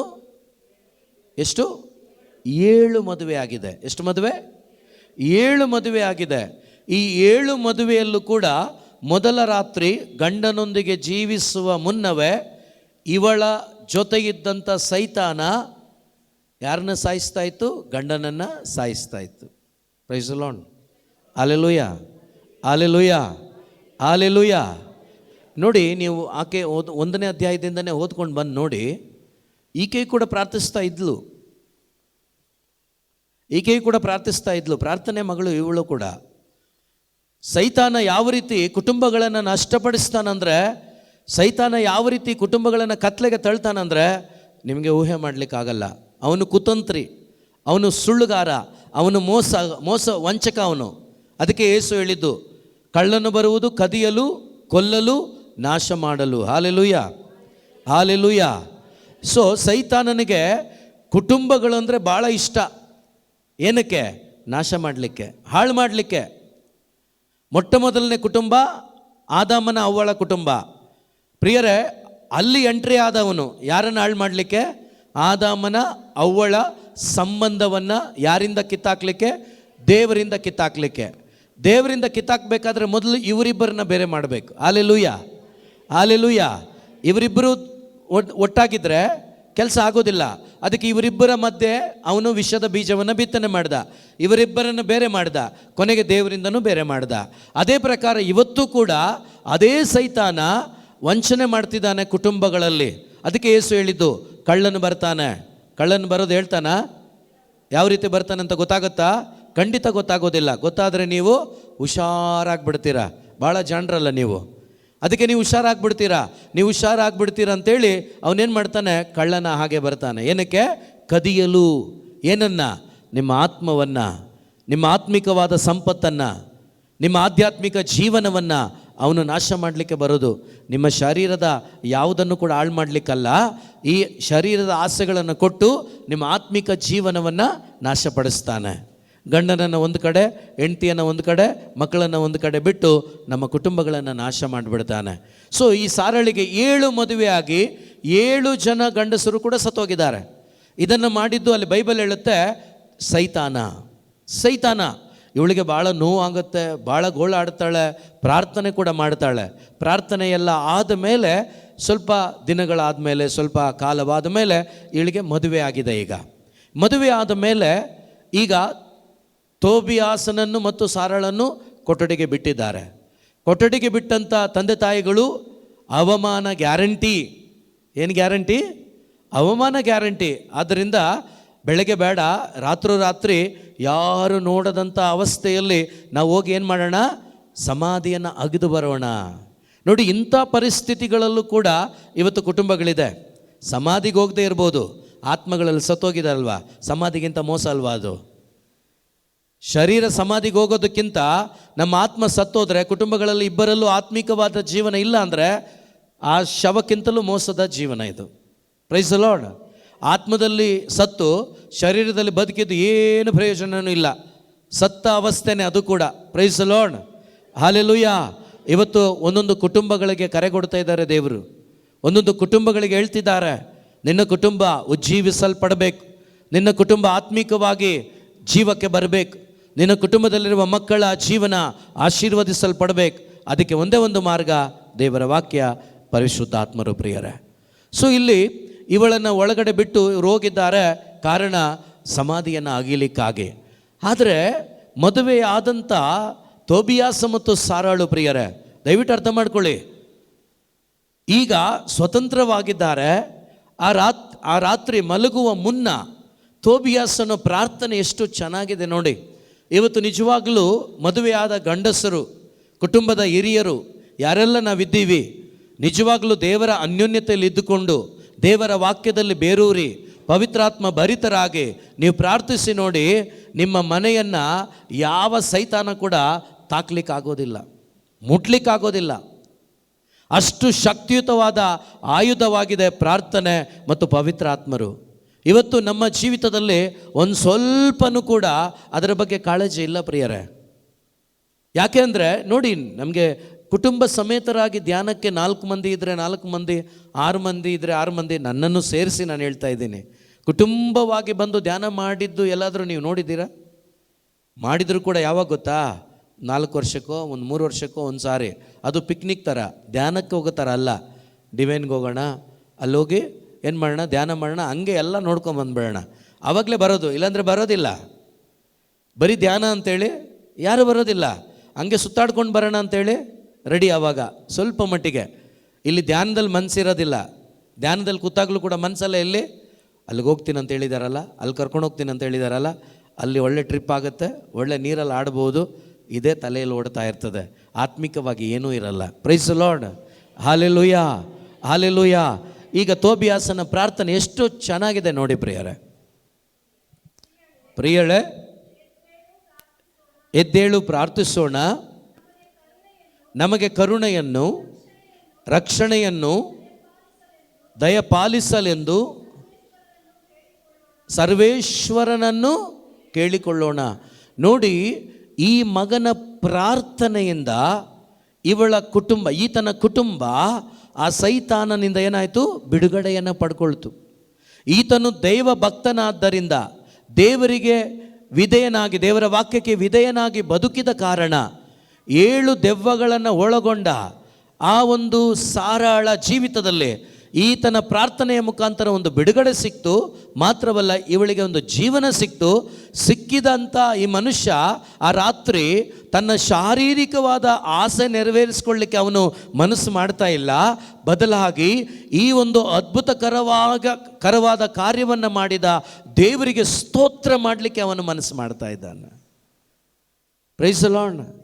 ಇವತ್ತು ಎಷ್ಟು ಮಂದಿ ಗಂಡ ಹೆಂಡತಿ ನಿಜವಾಗಲೂ ನಾವು ಒಂದು ಅವಲೋಕನ ಮಾಡಿ ನೋಡೋಣ. ನಾವು ನಿಜವಾಗಲೂ ದೇವರು ಮಾಡಿದ ಕಾರ್ಯಕ್ಕಾಗಿ ಇಬ್ಬರು ಸೇರಿ ಪ್ರಾರ್ಥನೆ ಮಾಡ್ತೇವೆ. ಪ್ರಾರ್ಥನೆಯಲ್ಲಿ ಇರೋರು ಸೇರಿ ನಾನು ಹೇಳ್ತಾ ಇದ್ದೀನಿ, ಪ್ರಾರ್ಥನೆಯಲ್ಲಿ ಇರುವವರು ಸಹ ಎಷ್ಟು ಮಂದಿ ಪರಸ್ಪರ ಒಟ್ಟಾಗಿ ಸೇರಿ ದೇವರಿಗೆ ಕೃತಜ್ಞತೆಯನ್ನು, ವಂದನೆಯನ್ನು, ದೇವರು ಮಾಡಿದ ಉಪಕಾರಗಳನ್ನು ಸ್ಮರಿಸಿ ಥ್ಯಾಂಕ್ಸನ್ನು ಹೇಳ್ತೇವೆ. ಎಷ್ಟು ಮಂದಿ? ನೀವು ಕರೀರಿ ಗಂಡನಿಗೆ ಟೈಮೇ ಇರೋಲ್ಲ. Praise the lord, hallelujah. ಏನು ಹೇಳ್ತಾರೆ ಹೇಳಿ? ನೀನು ಹೋಗಿ ದುಡ್ಕೊಂಬ, ಗೊತ್ತಾಗತ್ತೆ. ಏನೋ ದುಡ್ದು 1 ಕೋಟಿ ಬ್ಯಾಂಕ್ ಬ್ಯಾಲೆನ್ಸ್ ಇಟ್ಟಂಗೆ, ಮಾರನೇ ದಿವಸ ಎಲ್ಲದಕ್ಕೂ ಸಮಸ್ಯೆನೇ. ನೀನು ಹೋಗಿ ದುಡ್ಕೊಂಬ, ಗೊತ್ತಾಗತ್ತೆ. ದಿನ ಸುಖದ ಸುಪ್ಪತ್ತಿಗೆಲಿಟ್ಟಂಗೆ, ದಿನ ಕಷ್ಟನೇ, ದಿನ ಸಮಸ್ಯೆನೇ. ಮತ್ತು ದುಡ್ದು ಅಂತ ಏನಕ್ಕೆ ಹೇಳೋದು ನೀವು? ಅದನ್ನೇ ಇಲ್ಲಿಗೆ ಬನ್ನಿ, ದೇವರ ಜೊತೆ ಇರಿ. ಯಾವ ರೀತಿ ಆದಿಕಾಂಡದಿಂದ ಈವರೆಗೆ ದೇವರನ್ನು ಇಷ್ಟಪಟ್ಟು ದೇವರ ಜೊತೆಯಲ್ಲಿ ನಡೆದ ಕುಟುಂಬಗಳನ್ನು ದೇವರು ನಡೆಸಿದ್ರೋ ಅದಕ್ಕಿಂತ ಮಿಗಿಲಾಗಿ ನಿಮ್ಮ ಕುಟುಂಬಗಳನ್ನು ನಡೆಸ್ತಾರೆ. Hallelujah, hallelujah, hallelujah. ನೋಡಿ, ದೇವರು ಕರೆದಾಗ ದೇವರ ಇಷ್ಟದಂತೆ ನೀವು ಅವರ ಹಿಂಬಾಲಿಸಿ ನೋಡಿ ಕುಟುಂಬವಾಗಿ. ಆ ಕುಟುಂಬವನ್ನು ದೇವರು ದೀಪಸ್ತಂಭದ ಮೇಲೆ ಇಡ್ತಾರೆ. ಈಗ ಅಬ್ರಾಮ ಆ ಊರನ್ನು ಬಿಟ್ಟು ಬಂದ, ಅಲೋ, ಅವನಿದ್ದ ಊರನ್ನು ಬಿಟ್ಟು ಬಾ ಅಂತ ಹೇಳಿದಾಗ ಬಂದನ? ಹೆಂಡ್ತಿ ಬಂದ್ಲ, ಅವನ ಪರಿವಾರ ಬಂತ. ಅವರಿಗೆ 175 ವರ್ಷ ಜರ್ನಿ ಅಬ್ರಾಹ್ಮನಂದು ಅಲ್ವಾ. 100 ವರ್ಷ ಪ್ರಾಯದವನಾಗಿದ್ದಾಗ 75 ಇದ್ದಾಗ ಅವನನ್ನು ಕರೆದ್ರು. ಸೊ 75 + 100, ಈಗ 75 ಬಿಟ್ಬಿಡೋಣ, 75ರಲ್ಲಿ ಕರೆದ್ರು. ಇನ್ನು 100 ವರ್ಷ ಯಾರು ಹೇಳಿದಂತೆ ಜೀವಿಸಿದ್ದ ಅಬ್ರಾಮ? ಈ 100 ವರ್ಷದಲ್ಲಿ ಯಾವುದಾದ್ರೂ ಊರಲ್ಲಿ ಅವನಿಗೆ ಊಟ ಇಲ್ದಂಗಿತ್ತ, ಬಟ್ಟೆ ಇಲ್ದಂಗಿತ್ತ, ಆಸರೆ ಇಲ್ದಂಗಿತ್ತ? ಅವನು ಬಡವನಾಗಿ ಜೀವಿಸಿದ್ನ? ಅವನು ದರಿದ್ರನಾಗಿ ಜೀವಿಸಿದ್ನ? ಏನಾಗಿ ಜೀವಿಸಿದ? ಆಶೀರ್ವಾದವಾಗಿ ಜೀವಿಸಿದ. ದೇವರ ಮಗನಾಗಿ ವಿಶ್ವಾಸಿಯಾಗಿ ಜೀವಿಸಿದ. ಯಾಕೆ? ಅವನು ಆಶ್ರಯಿಸಿದ್ದು ದೇವರನ್ನು. ಅವನು ಆಶ್ರಯಿಸಿದ್ದು ದೇವರನ್ನು. ಒಂದೊಂದು ಕುಟುಂಬಗಳು ದೇವರನ್ನು ನೀವು ಆಶ್ರಯಿಸುವುದಾದರೆ ಅವತ್ತು ನಡೆಸಿದಂಥ ದೇವರೇ ಇವತ್ತು ಇರೋದು. Praise the lord, hallelujah. ಈಗ ಬೇರೆ ಚೇಂಜ್ ಆಗಿಬಿಟ್ಟಿದ್ದಿದ್ರೆ MLAಗಳು ಚೇಂಜ್ ಆಗ್ತಾರಲ್ವಾ, CM PM ಚೇಂಜ್ ಆಗ್ತಾರಲ್ವಾ, ಆ ರೀತಿ ಚೇಂಜ್ ಆಗೋ ಥರ ಇದ್ದಿದ್ರೆ ಯೋಚನೆ ಮಾಡ್ಬೋದಾಗಿತ್ತು. ಓದು 5 ವರ್ಷ ಇದ್ದ MLA ಪರವಾಗಿರಲಿಲ್ಲ, ಈ ಮನುಷ್ಯ ಬರ್ತಾನೆ, ಈ ಮನುಷ್ಯ ಹೆಂಗಿದಾನೋ ಗೊತ್ತಿಲ್ಲ, ಆ ರೀತಿ ಯೋಚನೆ ಮಾಡ್ಬೋದಾಗಿತ್ತು. ಅಬ್ರಹಾಮನನ್ನು ನಡೆಸಿದ ಅದೇ ದೇವರೇ ಇವತ್ತು ಕೂಡ ದೇವರಾಗಿ ನಮಗಿರೋದು. ಆದ್ದರಿಂದ ಅವನನ್ನು ಹೇಗೆ ನಡೆಸಿದ್ರೋ ಅದಕ್ಕಿಂತ ಉನ್ನತವಾಗಿಯೇ ನಿನ್ನನ್ನು ನಡೆಸ್ತಾರೆ. Hallelujah, hallelujah, hallelujah, hallelujah. ಆದ್ದರಿಂದ ಗಂಡ ಹೆಂಡತಿ ಇಬ್ಬರು ಕೂಡ ಒಟ್ಟಾಗಿ ದೇವರ ವಾಕ್ಯದ ಸವಿ ಉಂಡು ಆ ವಾಕ್ಯದ ಅಭಿಷೇಕದಲ್ಲಿ ನೆಲೆ ನಿಂತು ನೀವು ಜೀವಿಸುವಾಗ ನಿನ್ನ ಮಧ್ಯದಲ್ಲಿ ಯೇಸು ಇರುವ ಕಾರಣ ಅಲ್ಲಿ ಪ್ರೀತಿಗೆ ಕೊರತೆ ಇರೋದಿಲ್ಲ, ಸಮಾಧಾನಕ್ಕೆ ಕೊರತೆ ಇರೋದಿಲ್ಲ, ಅಲ್ಲಿ ಟೆನ್ಷನ್ ಇರೋದಿಲ್ಲ. ಬಂದರೂ ಕೂಡ ಒಂದು ನಿಮಿಷದಲ್ಲಿ ದೂರವಾಗುತ್ತೆ. ಹಾಲೆಲೂಯಾ. ಯಾಕೆಂದರೆ ನಿನ್ನನ್ನು ಟೆನ್ಷನ್ನಿಂದ ಹೊರಗಡೆ ತರುವ ಯೇಸು ಎಲ್ಲಿದ್ದಾರೆ? ನಿನ್ನೊಂದಿಗಿದ್ದಾರೆ, ನಿಮ್ಮ ಮಧ್ಯೆ ಇದ್ದಾರೆ. ಇವತ್ತು ಕುಟುಂಬದಲ್ಲಿ ಗಂಡ ಹೆಂಡತಿಯ ಮಧ್ಯೆ ಇರಬೇಕಾದವರಿಲ್ಲ, ಇರಬಾರ್ದವರಿದ್ದಾರೆ.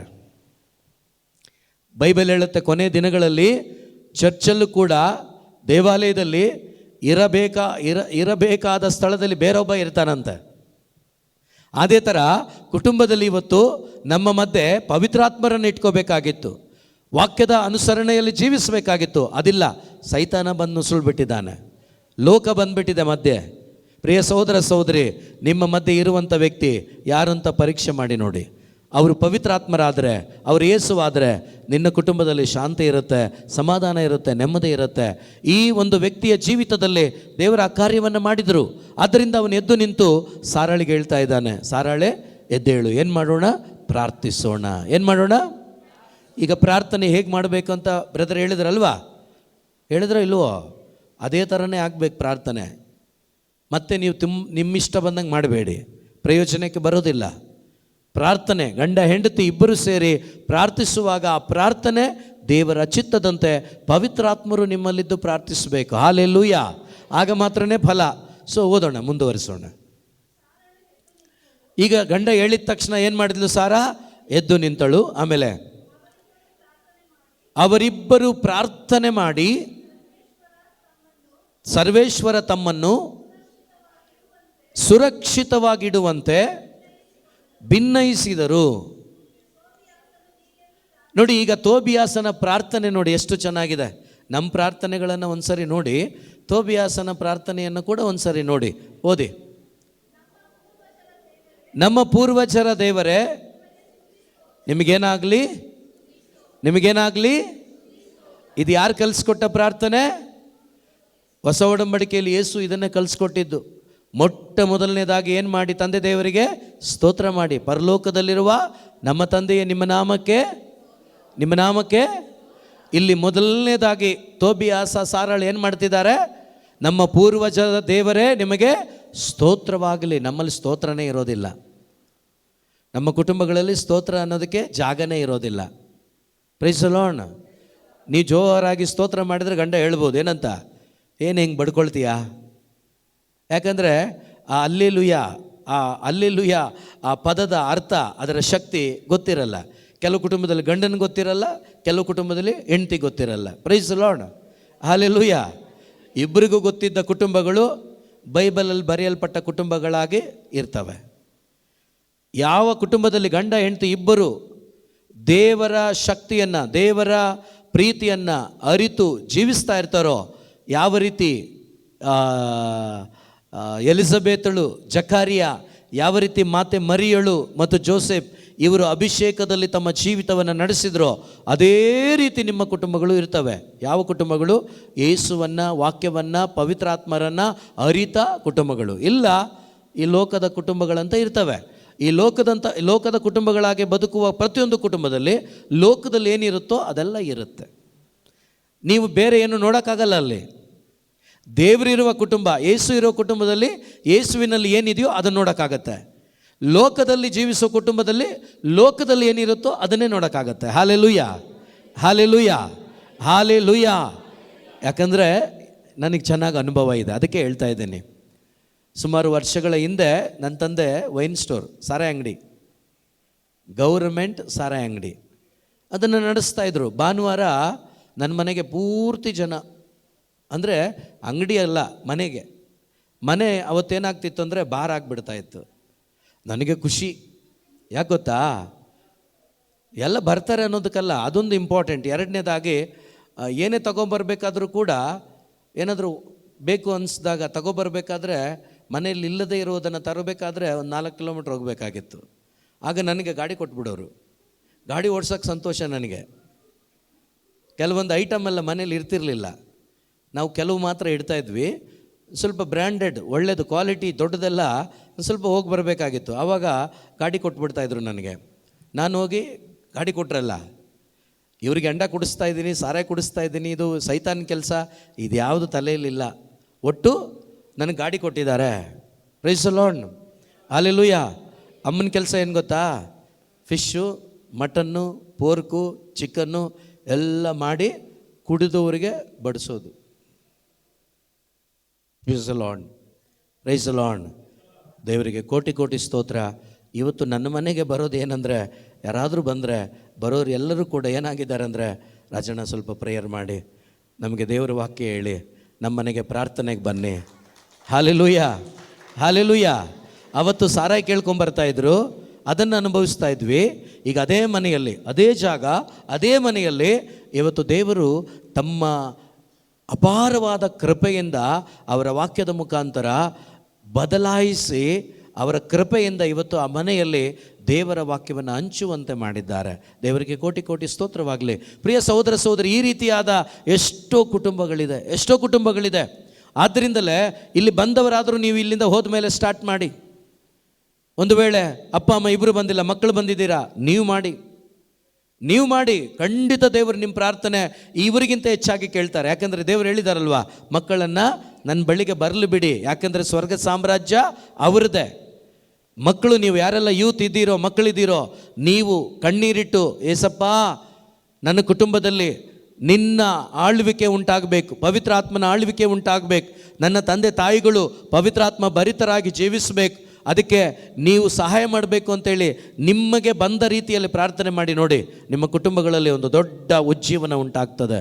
ನಿಮ್ಮ ಕುಟುಂಬಗಳಲ್ಲಿ ದೊಡ್ಡ ಒಂದು ಅಭಿಷೇಕವನ್ನು ಸುರಿಸ್ತಾರೆ ದೇವರು. ಯಾಕಂದರೆ ಮಕ್ಕಳು ಅಂದರೆ ನಿಜವಾಗ್ಲೂ ಇಷ್ಟ ದೇವರಿಗೆ.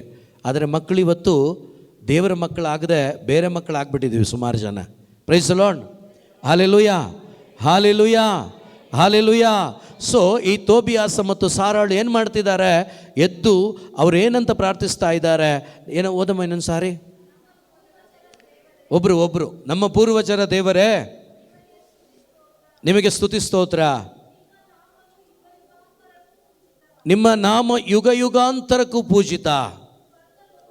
ಸ್ವರ್ಗಲೋಕವು, ಸೃಷ್ಟಿ ಸಮಸ್ತವು ಏನು ಮಾಡಲಿ? ನಿಮ್ಮನ್ನು ಸ್ತುತಿಸಲಿ, ನಿಮ್ಮನ್ನು. Hallelujah, hallelujah. ನಾವು ಸ್ತುತಿಸ್ತಾ ಇದ್ದೀವಿ. ನಮಗೆ ಕರುಣೆಯನ್ನು ತೋರಿದ್ದೀರಾ. ನಮಗೆ ಕರುಣೆಯಿಂದ ಈ ಒಂದು ಸೈತಾನನ ಬಂಧನದಿಂದ ಬಿಡುಗಡೆ ಮಾಡಿ ನಮ್ಮನ್ನು ಕುಟುಂಬವಾಗಿ ನಡೆಸ್ತಾ ಇದ್ದೀರಾ. ಅದಕ್ಕೆ ನಾವು ದೇವದೂತರೊಂದಿಗೆ ಸೇರಿ ನಿಮಗೆ ಯುಗ ಯುಗಾಂತರಕ್ಕೂ ಸ್ತುತಿಯನ್ನು ಸಲ್ಲಿಸ್ತೇವೆ. ಮಾತ್ರವಲ್ಲ, ಮುಂದುವರಿಸಿ ಓದೋಣ ಅದನ್ನು. ಆದಾಮನನ್ನು ಸೃಷ್ಟಿ ಮಾಡಿದ್ದು ನೀವೇ.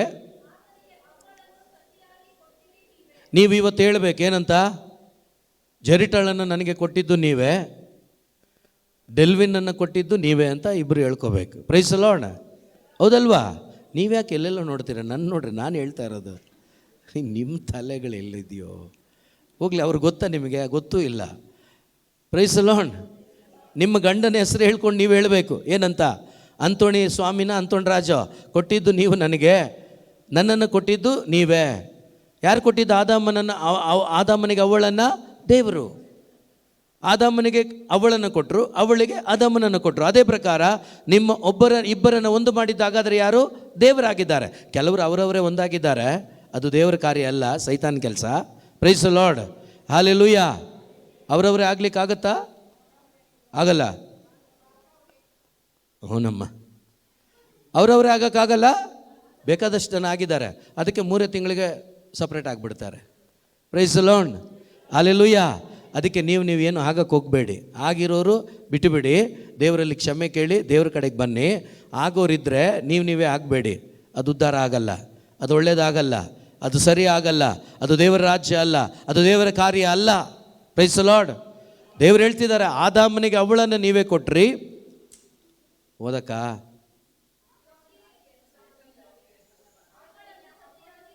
ಅವಳನ್ನು ಸತಿಯಾಗಿ ಕೊಟ್ಟಿರಿ ನೀವೇ. ಇರಮ್ಮ, ಯಾರನ್ನು ಒಬ್ಬರು ಹೋದ್ರಿ ಎಲ್ಲರೂ ಯಾವ್ದು ಕೇಳಿಸ್ಕೊಳ್ಳಿ. ಹಾಂ, ಕೊಟ್ಟಿರಿ ನೀವು ಆಕೆಯನ್ನು ಸಹಾಯಕಳನ್ನಾಗಿ, ಬೆಂಬಲವಾಗಿ. ಉಗಮವಾಯಿತು ಮಾನವ ಕುಲ ಇವರಿಬ್ಬರಿಂದಾಗಿ. ಆಮೇಲೆ ಓಕೆ, ಆಮೇಲೆ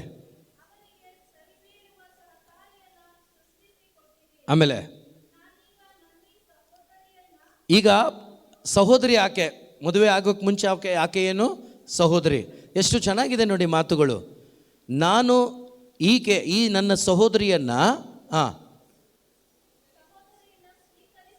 ಈಗ ಸ್ವೀಕರಿಸಿರುವುದು ನನ್ನ ಶರೀರ ಸುಖಕ್ಕಾಗಿ ಅಲ್ಲ,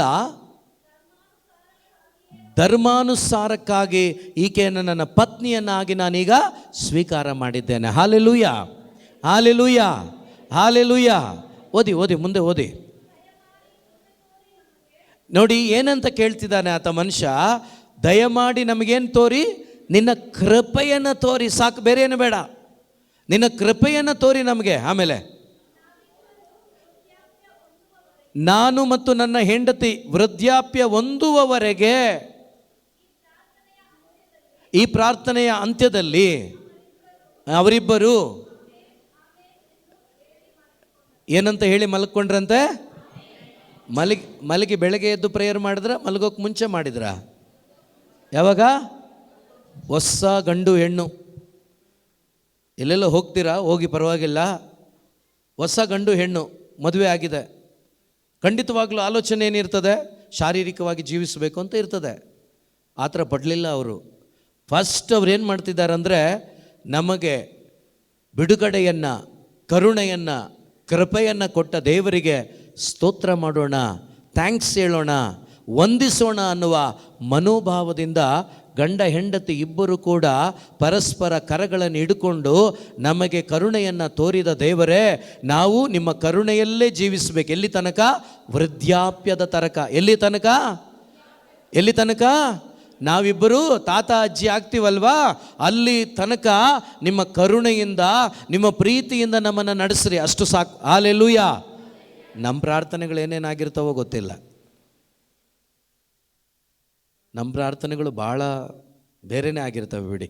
praise the lord, hallelujah, hallelujah. ವೃದ್ಧಾಪ್ಯದವರೆಗೆ ನಿನ್ನ ಕರುಣೆಯನ್ನು ಅನುಭವಿಸಿದ ಜೀವಿಸುವಂತೆ ಮಾಡಿ ಕೃಪೆ ನೀಡಿ.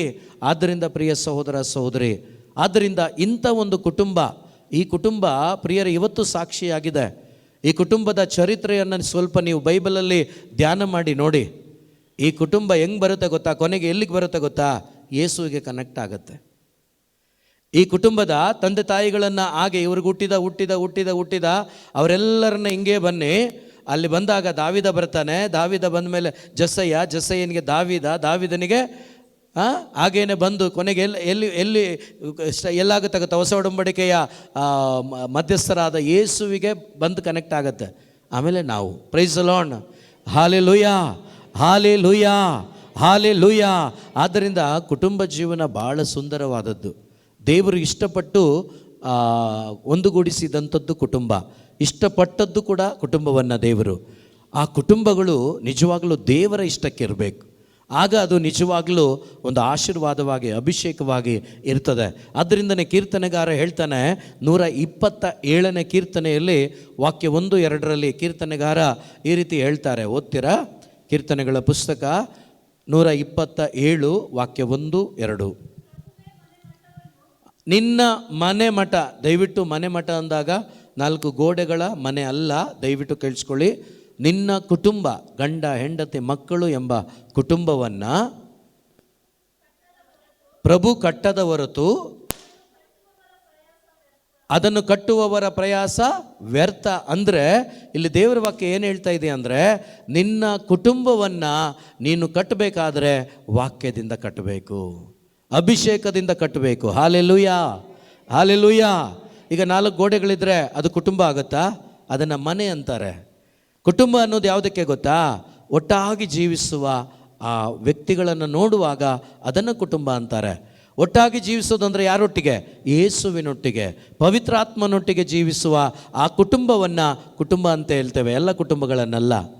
ಪವಿತ್ರಾತ್ಮನ ಅನ್ಯೋನ್ಯತೆಯಲ್ಲಿ, ದೇವರ ವಾಕ್ಯದ ಅನ್ಯೋನ್ಯತೆಯಲ್ಲಿ, ದೇವರ ಪ್ರೀತಿಯಲ್ಲಿ ನೆಲೆಗೊಂಡು ಜೀವಿಸುವ ಆ ಕುಟುಂಬವನ್ನು ನಿಜವಾಗ್ಲೂ ನಾವು ಹೇಳ್ತೇವೆ ಕುಟುಂಬ ಅಂತೇಳಿ. ಪ್ರಿಯ ಸೋದರ ಸೋದರಿ, ದಯವಿಟ್ಟು ಅರ್ಥ ಮಾಡ್ಕೊಳ್ಳಿ. ಒಂದು ಕುಟುಂಬವನ್ನು ನೀವು ಕಟ್ಟಲಿಕ್ಕಾಗಲ್ಲ, ಅದನ್ನು ಕಟ್ಟುವವರು ಯಾರಾಗಿರಬೇಕು? ಯೇಸುವಾಗಿರಬೇಕು, ಪವಿತ್ರಾತ್ಮರಾಗಿರಬೇಕು. ಹಾಗಾದರೆ ನಿಮ್ಮ ಕುಟುಂಬವನ್ನು ನೀವೆಷ್ಟೇ ಪ್ರಯತ್ನ ಪಟ್ಟರೂ ಕಟ್ಟಲಿಕ್ಕೆ ಅದು ಸಾಧ್ಯವಾಗೋದಿಲ್ಲ. ಇವತ್ತೆಷ್ಟು ಮಂದಿ ಅವರ ಕುಟುಂಬಗಳನ್ನು ನಾನು ಟ್ರೈ ಮಾಡ್ತೀನಿ, ಕೌನ್ಸಿಲಿಂಗ್ ಕರ್ಕೊಂಡು ಹೋಗ್ತೀನಿ, ಅದು ಇದು ಅದು ಅಂತ ಏನೆಲ್ಲ ಮಾಡಿ ಕೊನೆಗೆ ಕಟ್ಟಲಿಕ್ಕಾಗದೆ ಏನಾಗಿದ್ದಾರೆ? ಸೋತೋಗಿದ್ದಾರೆ. ಯಾಕಂದರೆ ಅದಾಗೋದಿಲ್ಲ. ಒಂದು ಕುಟುಂಬವನ್ನು ನಿಜವಾಗ್ಲೂ ಕಟ್ಟಲಿಕ್ಕೆ ಆಗೋದು ಯಾರಿಗೆ ಅಂದರೆ ಪವಿತ್ರಾತ್ಮರಿಗೆ, ದೇವರಿಗೆ. ಸೊ ಯಾವಾಗ ನಿಮ್ಮ ಕುಟುಂಬ ದೇವರಿಂದ ಕಟ್ಟಲ್ಪಡ್ತದೋ ಆ ಕುಟುಂಬ ನಿಜವಾಗಲೂ ದೇವರ ದೃಷ್ಟಿಯಲ್ಲಿ ಆಶೀರ್ವಾದದ ಕುಟುಂಬವಾಗಿರ್ತದೆ. ನೀವು ಬೈಬಲಲ್ಲಿ ಇರುವಂಥ ದಂಪತಿಗಳನ್ನೆಲ್ಲ ನೋಡಿ, ಯಾರಿಗೆಲ್ಲ ದೇವರು ಕುಟುಂಬ ಜೀವನವನ್ನು ಕೊಟ್ಟು ನಡೆಸಿದ್ದಾರೋ, ಒಂದು ಆಶೀರ್ವಾದದ ಜೀವನವನ್ನು ಕೊಟ್ಟಿದ್ದಾರೋ ಆ ಕುಟುಂಬಗಳನ್ನೆಲ್ಲ ಧ್ಯಾನಿಸಿ ನೋಡಿ, ಬೈಬಲನ್ನು ತಿರುಗಿಸಿ ನೋಡಿ, ಪುಟಗಳನ್ನು ತಿರುಗಿಸಿ ಧ್ಯಾನಿಸಿ ನೋಡಿ. ಅವರು ಎಂಥ ಒಂದು ಆಶೀರ್ವಾದದ ಬದುಕನ್ನು, ಒಂದು ಅಭಿಷೇಕದ ಬದುಕನ್ನು ಬದುಕಿದ್ದಾರೆ ನೋಡಿ. Praise the lord. ಹಾಲೆಲೂಯಾ. ಸ್ವರವೆತ್ತಿ ಹಾಲೆಲೂಯಾ, ಹಾಲೆಲೂಯಾ. ಯೇಸುವೆ ಸ್ತೋತ್ರ, ಯೇಸುವೆ ವಂದನೆ, ಯೇಸುವೆ ಆರಾಧನೆ, ಯೇಸುವೆ ಮಹಿಮೆ. Hallelujah, hallelujah, hallelujah, hallelujah, hallelujah. ಆದ್ದರಿಂದಲೇ ದೇವರ ವಾಕ್ಯ ದಾವೀದ ಹೇಳ್ತಿದ್ದಾನೆ, ಒಂದು ಮನೆ, ಯಾಕೆಂದರೆ ಅವನಿಗೆ ಅನುಭವ ಇತ್ತು, ನನ್ನಿಂದ ಈ ಜೆರುಸಲೇಮ್ ಇಸ್ರಾಯೇಲ್ ಮಕ್ಕಳನ್ನು ನಡೆಸಲಿಕ್ಕಾಗಲ್ಲ, ಇದನ್ನು ಕಟ್ಟಲಿಕ್ಕಾಗಲ್ಲ, ಇದನ್ನು ಮುಂದುವರಿಸ್ಲಿಕ್ಕೆ ನನಗಾಗಲ್ಲ, ಆತನಿಗೆ ಗೊತ್ತಿತ್ತು. ಆದ್ದರಿಂದಲೇ ಆತನು ಈ ರೀತಿ ಬರೆದಿಟ್ಟಿದ್ದಾನೆ, ಈ ಒಂದು ಪಟ್ಟಣವನ್ನು ನಾನು ಕಾಯಲಿಕ್ಕಾಗಲ್ಲ. ಯಾರು ಕಾಯಬೇಕು? ದೇವರು ಕಾಯಬೇಕು. ಅದೇ ರೀತಿ ಕುಟುಂಬವನ್ನು ಯಾರು ಕಟ್ಟಬೇಕು? ಮನೆಯನ್ನು ಯಾರು ಕಟ್ಟಬೇಕು? ದೇವರೇ ಕಟ್ಟಬೇಕು. ಯಾವಾಗ ಕಟ್ಟುತ್ತಾರೆ? ನೀವು ಅವರೊಂದಿಗಿದ್ದಾಗ, ನೀವು ಅವರೊಂದಿಗೆ ಜೀವಿಸುವಾಗ, ಅವರ ಅನ್ಯೋನ್ಯತೆಯಲ್ಲಿ ಬದುಕುವಾಗ ನಿಮ್ಮ ಕುಟುಂಬವನ್ನು ಅವರೇ ಕಟ್ತಾರೆ. ಆದ್ದರಿಂದ ತಂದೆ ತಾಯಿಗಳಾದ ನೀವುಗಳು ವಾಕ್ಯದಲ್ಲಿ ನೆಲೆಗೊಂಡು, ಅಭಿಷೇಕದಲ್ಲಿ ನೆಲೆಗೊಂಡು ಜೀವಿಸುವ ವ್ಯಕ್ತಿಗಳು ನೀವಾಗಬೇಕು. ಆಗ ನಿಮ್ಮಿಬ್ಬರ ಮುಖಾಂತರ ನಿಮಗೆ ಕೊಡುವಂಥ ದೇವರ ವಾಕ್ಯ ಹೇಳ್ತದಲ್ವಾ, 127 3ನೇ ಕೀರ್ತನೆಗಳ ಪುಸ್ತಕದಲ್ಲಿ ಪುತ್ರ ಸಂತಾನ ದೇವರು ಕೊಡುವ ಬಹುಮಾನ ಅಂತೇಳಿ ವಾಕ್ಯ ಹೇಳ್ತದೆ. ಓದ್ತೀರಾ ಅದನ್ನು? ಪ್ರಭು ಯೇಸುವಿನಿಂದ ಬಂದ ಸ್ವತ್ತು ಪುತ್ರ ಸಂತಾನ, ಆ ಕರುಳ ಕೊಡಿ, ಆತ ನೀಡುವ ಬಹುಮಾನ. ಪ್ರಿಯರೇ, ದೇವರು ಕೊಡುವ ಬಹುಮಾನ ಯಾವತ್ತೂ ಕೂಡ ಭಾಳ ಭಾಳ ಬೆಲೆ ಉಳ್ಳದಾಗಿರುತ್ತದೆ. ಇವತ್ತು ನಮ್ಮ ಕುಟುಂಬದಲ್ಲಿರುವ ಬಹುಮಾನಗಳು ಬೆಲೆ ಉಳ್ಳದ್ದ, ಬೆಲೆ ಕಳ್ಕೊಂಡಿರೋದ, ರುಚಿ ಇರುವಂಥದ್ದ, ರುಚಿ ಇಲ್ಲದೆ ಇರುವಂಥದ್ದ ನಿಮಗೆ ಗೊತ್ತಿದೆ. ರುಚಿ ಇರುವಂಥದ್ದು ಅಂದರೆ ದೇವರ ವಾಕ್ಯದ ಆಧಾರದಲ್ಲಿ ಗಂಡ ಹೆಂಡತಿ ಜೀವಿಸುವಾಗ ಅವರಿಬ್ಬರಿಗೆ ದೇವರು ಪ್ರೀತಿಯಿಂದ ಕೊಟ್ಟ ಬಹುಮಾನ ಮಗ ಮಗಳು. ಆ ದೇವರಿಂದ ಪಡೆದಂಥ ಮಗನು ಮಗಳು ನೀವು ದೇವರ ವಾಕ್ಯದಲ್ಲಿ ಇದ್ದ ಕಾರಣ, ಆ ಅಭಿಷೇಕದಲ್ಲಿದ್ದ ಕಾರಣ ನಿಮಗೆ ಕೊಟ್ಟಂಥ ಬಹುಮಾನವೂ ಕೂಡ ಅಭಿಷೇಕದಲ್ಲೇ ಇರ್ತದೆ. ಊರು ಸುತ್ತಕ್ಕೆ ಹೋಗಲ್ಲ ಅದು, ಸಿನಿಮಾಗಳು ಸುತ್ತಕ್ಕೆ ಹೋಗಲ್ಲ ಅದು, ಡ್ರಗ್ಸ್ಗೆ ಹೋಗಲ್ಲ ಅದು, ಸಿಗರೇಟು ಬೀಡಿಗೆ ಹೋಗಲ್ಲ ಅದು, ಲೋಕನ ಇಷ್ಟಪಟ್ಟು ಲೌಕಿಕವಾಗಿ ಬದುಕಲಿಕ್ಕೆ ಹೋಗಲ್ಲ ಅದು, ಹೋಗಲ್ಲ ಅವರು. ಇವತ್ತು ನಮ್ಮ ಕುಟುಂಬಗಳಲ್ಲಿ, ನಮ್ಮ ಅಕ್ಕಪಕ್ಕದ ಕುಟುಂಬಗಳಲ್ಲಿ ಮಕ್ಕಳನ್ನು, ಯೌವನಸ್ಥರನ್ನು ನಾವು ನೋಡ್ತಾ ಇದ್ದೀವಿ. ಒಬ್ಬರಾದರೂ ಮನೇಲಿ ಉಳಿತಾರ? ಒಬ್ಬರೂ ಇರಲ್ಲ. ಹುಡುಕ್ಬೇಕು ಅವ್ರನ್ನ. ಎಲ್ಲಿ ತನಕ? ರಾತ್ರಿ 11 ಗಂಟೆ ತನಕ ಹುಡುಕಿದ್ರೂ ಸಿಗಂಗಿಲ್ಲ. ಯಾಕೆ ಹೇಳಿ? ದೈವ ಭಯ ಇಲ್ಲ, ದೇವರ ವಾಕ್ಯ ಗೊತ್ತಿಲ್ಲ, ದೇವರ ಪ್ರೀತಿ ಗೊತ್ತಿಲ್ಲ. ಮತ್ತು ಇನ್ನೇನು ಮಾಡ್ತಾರೆ ಹೇಳಿ? ಈ ಲೋಕದಲ್ಲಿ ಸಿಗುವಂಥ ಶಾರೀರಿಕವಾದ ಆ ಆಸೆಗಳು ಅದೇ ಅವರಿಗೆ ಸಂತೋಷ ಅಂದ್ಕೊಬಿಟ್ಟಿದ್ದಾರೆ, ಅದೇ ಆನಂದ ಅಂದ್ಕೊಬಿಟ್ಟಿದ್ದಾರೆ. ಅದು ಅವ್ರನ್ನ ನಾಶನಕ್ಕೆ ಕರ್ಕೊಂಡೋಗಿ ಅವರನ್ನು ಹಾಳು ಮಾಡ್ತದೆ ಅಂತೇಳಿ ಅವ್ರಿಗೆ ಗೊತ್ತಿಲ್ಲ. ಅದಕ್ಕೆ ಕಾರಣ ಯಾರು? ತಂದೆ ತಾಯಿಗಳೇ. Price the lord. ಅದಕ್ಕೆ ಮೋಶೆ ಹೇಳ್ತಾರೆ ಏನಂತ ಗೊತ್ತಾ? ನೀವು ದೇವ್ರ ಜೊತೆ ಇರಿ, ಮೊದಲು ನೀವು ತಿಳ್ಕೊಳ್ಳಿ, ಆಮೇಲೆ ನಿಮ್ಮ ಮಕ್ಕಳಿಗೂ ಕೂಡ ಅದನ್ನು ಹೇಳಿ. ಈ ಪಾಠಗಳನ್ನು ಅವ್ರಿಗೂ ಹೇಳಿ.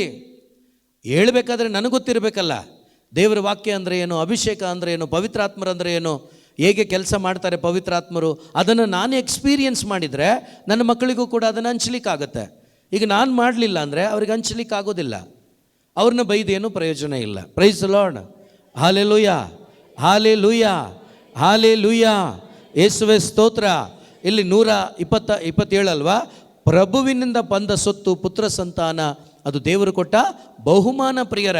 ಆ ಬಹುಮಾನ ನಿಜವಾಗ್ಲೂ ಬೆಲೆ ಉಳ್ಳದ್ದಾಗಿರಬೇಕಾದ್ರೆ 128ನೇ ಕೀರ್ತನೆಯಲ್ಲೇ ಆನ್ಸರ್ ಇದೆ. ಅದಕ್ಕೆ 128 ಕೀರ್ತನೆಯಲ್ಲೇ 1ನೇ ವಾಕ್ಯ, 4-5 ವಾಕ್ಯ, 1:28ರಲ್ಲಿ 1ನೇ ವಾಕ್ಯ, 4-5 ವಾಕ್ಯ. ಯಾವ ಗಂಡನು, ಯಾವ ಹೆಂಡತಿ, ಓಕೆ ಗಂಡ, ಯಾವ ಗಂಡಸು, ಯಾವ ಗಂಡ ಪ್ರಭುವಿನ ವಾಕ್ಯದಲ್ಲಿ ಭಯಭಕ್ತಿ ಉಳ್ಳವನಾಗಿರ್ತಾನೋ ಆತನು ಧನ್ಯನು. ಆತನ ಮಾರ್ಗಗಳಲ್ಲಿ, ಅಂದರೆ ದೇವರು ಹಾಕಿದಂಥ ಮಾರ್ಗದಲ್ಲಿ, ದೇವರು ನಡೆಸಿದಂಥ ಮಾರ್ಗದಲ್ಲಿ, ದೇವರು ಹೇಳಿದಂಥ ಮಾರ್ಗದಲ್ಲಿ ಯಾರು ನಡೀತಾರೋ ಆತನು ಧನ್ಯನಂತೆ. Hallelujah, hallelujah, hallelujah. ಸೊ ದೇವರು ಇಷ್ಟಪಡುವಂಥ ಮಾರ್ಗ ಯಾವುದು ನಮ್ಮ ಜೀವನದಲ್ಲಿ? ನಿತ್ಯ ಜೀವದ ಮಾರ್ಗ, ಪರಲೋಕದ ಮಾರ್ಗ. ಆ ಮಾರ್ಗದಲ್ಲಿ ಯಾವ ಗಂಡ ನಡೀತಾನೋ ಅವನು ಧನ್ಯನು. ಇಷ್ಟ ಬಂದಂಗೆ ಬದುಕೋರಲ್ಲ ಧನ್ಯರು. ಯಾರು ದೇವರ ವಾಕ್ಯವನ್ನು ಕೇಳಿ ಆ ಮಾರ್ಗದಲ್ಲಿ ನಡೀತಾರೋ ಅವರು ಧನ್ಯರು. ಈಗ ಆ ರೀತಿ ನಡೆಯುವ ಆ ಗಂಡನ ಹೆಂಡತಿ, ಆತನಿಗೆ ಕೊಟ್ಟಂಥ ಆ ಹೆಂಡತಿ, ಆ ಮಗಳು, 3ನೇ ವಾಕ್ಯ, ಆ ಮಗಳು ಇರುತ್ತಾಳೆ ಮನೆಯಲ್ಲಿ ಫಲಭರಿತವಾದ ದ್ರಾಕ್ಷಾಲತೆಯಂತೆ. Hallelujah, hallelujah. ಈ ದ್ರಾಕ್ಷಿ ಅಂದಾಗ ಅದರಿಂದ ನಮಗೆ ಏನು ಸಿಗುತ್ತೆ ಅಂದರೆ ವೈನ್ ಸಿಗುತ್ತೆ. ಬೈಬಲಲ್ಲಿ ವೈನಿಗೆ ಒಂದು ಸಿಂಬಲ್ ಏನಂದರೆ ಜಾಯ್, ಆನಂದ. ಅಂದರೆ ಗಂಡ ನಿಜವಾಗಲೂ ದೇವರ ವಾಕ್ಯದಲ್ಲಿ ಭಯಭಕ್ತಿ ಉಳ್ಳವನಾಗಿ ಧನ್ಯನಾಗಿ ಜೀವಿಸುವಾಗ ಆತನ ಪತ್ನಿ ಹೇಗಿರ್ತಾಳಂತೆ? ಫಲಭರಿತವಾದ ದ್ರಾಕ್ಷಾಲತಂತೆ, ಅಂದರೆ ಆನಂದವಾಗಿರ್ತಾಳಂತೆ, ಅಭಿಷೇಕದಲ್ಲಿ ಇರ್ತಾಳಂತೆ. Praise the lord, hallelujah. ಇಲ್ಲಿ ಗಂಡ ಕುಡ್ಕೊಂಬಂದು ಫೈಟ್ ಮಾಡ್ತಾ ಇದ್ರೆ ಆಕೆ ಅಭಿಷೇಕದಲ್ಲಿ ಇದ್ದಂಗೆ. Praise the lord, hallelujah. ಭಾಳ ನಗ್ತಾ ಇದ್ದೀರಾ? ಖುಷಿ ಆಗ್ತಾ ಇದೆಯಾ? Praise the lord, hallelujah. ಈಗ ನೀವು ಕೂಡ ವರ್ಕ್ ಮಾಡಬೇಕು. ಹಂಗಾದ್ರೆ ನೀವು ಕೂಡ ನಿಂತ್ಕೋಬೇಕೀಗ. ಅವ್ರು ಸರಿ ಇಲ್ಲ, ನೀವು ಅದಕ್ಕೆ ತಕ್ಕಂತೆ ನಿಂತ್ಕೊಬಿಟ್ರೆ ಕುಟುಂಬ ನರಕನೇ. ಇವತ್ತು ಎಷ್ಟೋ ಕುಟುಂಬಗಳಲ್ಲಿ ಹೆಣ್ಣು ಮಕ್ಕಳು ನಿಜವಾಗಲೂ ಯೇಸುವನ್ನು ಅರ್ಥ ಮಾಡಿಕೊಂಡು ಕಣ್ಣೀರಿಟ್ಟು ಮೊಣಕಾಲೂರಿ ತಮ್ಮ ಕುಟುಂಬಗಳನ್ನು ಇವತ್ತು ಪರಲೋಕ ರಾಜ್ಯದ ಕಡೆಗೆ ನಡೆಸಿದ್ದಾರೆ. ಎಷ್ಟೋ ಕುಟುಂಬಗಳನ್ನು ನಾನು ನೋಡಿದ್ದೇನೆ. ಇವತ್ತು ಅಂಥ ಕುಟುಂಬಗಳಲ್ಲಿ ನೀವು ಒಂದೊಂದು ಕುಟುಂಬ ಆಗಬೇಕು. ನೀವು ಹಠ ಹಿಡಿದು ಪ್ರಾರ್ಥಿಸೋರಾಗಬೇಕು, ಪವಿತ್ರಾತ್ಮನ ಅನ್ಯೋನ್ಯತೆಯಲ್ಲಿ ಜೀವಿಸುವವರಾಗಬೇಕು. ಆಗ ನಿಮ್ಮಿಂದ ನಿಮ್ಮ ಕುಟುಂಬ ಆ ಲೌಕಿಕವಾದದನ್ನು ಬಿಟ್ಟು ಪರಲೋಕ ರಾಜ್ಯದ ಕಡೆಗೆ, ದೇವರ ರಾಜ್ಯದ ಕಡೆಗೆ ನೀವು ಅವ್ರನ್ನ ಕರ್ಕೊಬರ್ಲಿಕ್ಕಾಗುತ್ತೆ. ಎಷ್ಟೋ ಕುಟುಂಬಗಳು ಕರ್ಕೊಂಬಂದಿದ್ದಾರೆ. ಸೊ ಅದರಿಂದನೇ ಇಲ್ಲಿ ದೇವರ ವಾಕ್ಯ ಏನು ಹೇಳ್ತಾ ಇದೆ ಅಂದರೆ, ಪ್ರಭುವಿನಲ್ಲಿ ಭಯಭಕ್ತಿ ಉಳ್ಳವನು ಆತನ ಮಾರ್ಗಗಳಲ್ಲಿ ನಡೆಯುವನು ಧನ್ಯನು. ಆತನ ಪತ್ನಿ ಫಲಭರಿತ ದ್ರಾಕ್ಷಾಲತೆ ಅಂತ ಇರ್ತಾಳೆ, ಅಂದರೆ ಆಕೆ ಆನಂದದಲ್ಲಿರ್ತಾಳೆ. ಈಗ ಮನೆಯಲ್ಲಿರ್ತಕ್ಕಂಥ ಹೆಂಡತಿ ಆಕೆ ಆನಂದವಾಗಿರುವಾಗ ಆ ಮನೆ ಭಾಳ ಸಮೃದ್ಧಿಯಾಗಿರ್ತದೆ. Praise the lord, hallelujah, hallelujah. 5ನೇ ವಾಕ್ಯ ಓದಿ ಅದನ್ನು ಹಂಗೆ.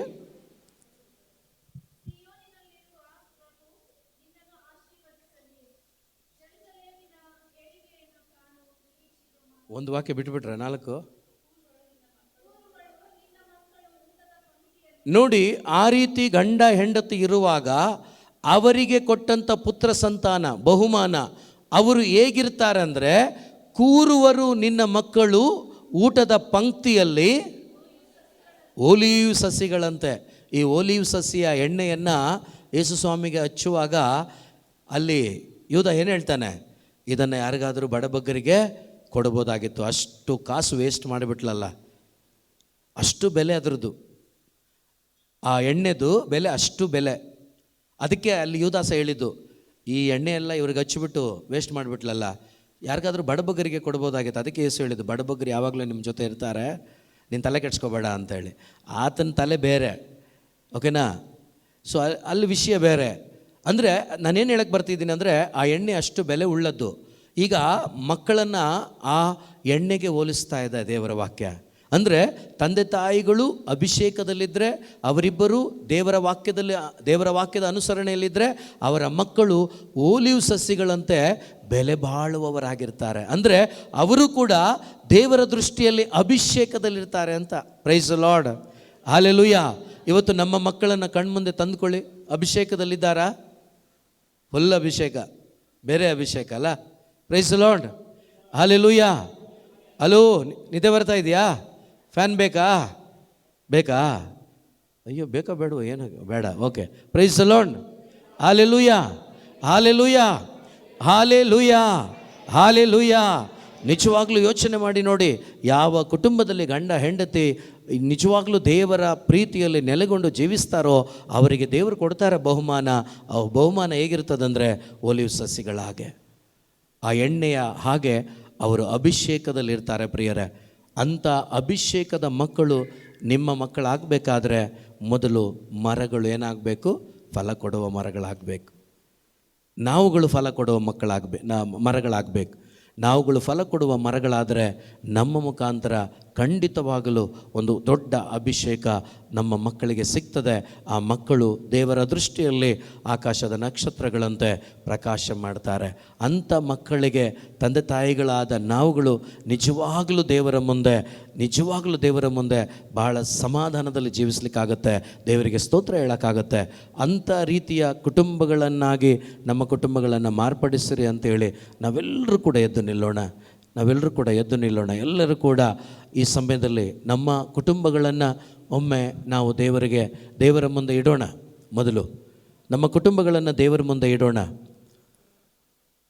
ಎಲಿಜಬೆತಳ ಹಾಗೆ, ಜಕರಿಯನ ಹಾಗೆ ದೇವರ ಮುಂದೆ ನನ್ನ ಕುಟುಂಬ ಜೀವನ ದೇವರ ದೃಷ್ಟಿಯಲ್ಲಿ ಭಯಭಕ್ತಿ ಉಳ್ಳದ್ದಾಗಿತ್ತಾ ಇಲ್ವಾ? ಒಮ್ಮೆ ಅವಲೋಕನ ಮಾಡಿ, ಪರೀಕ್ಷೆ ಮಾಡಿ ನೋಡಿ.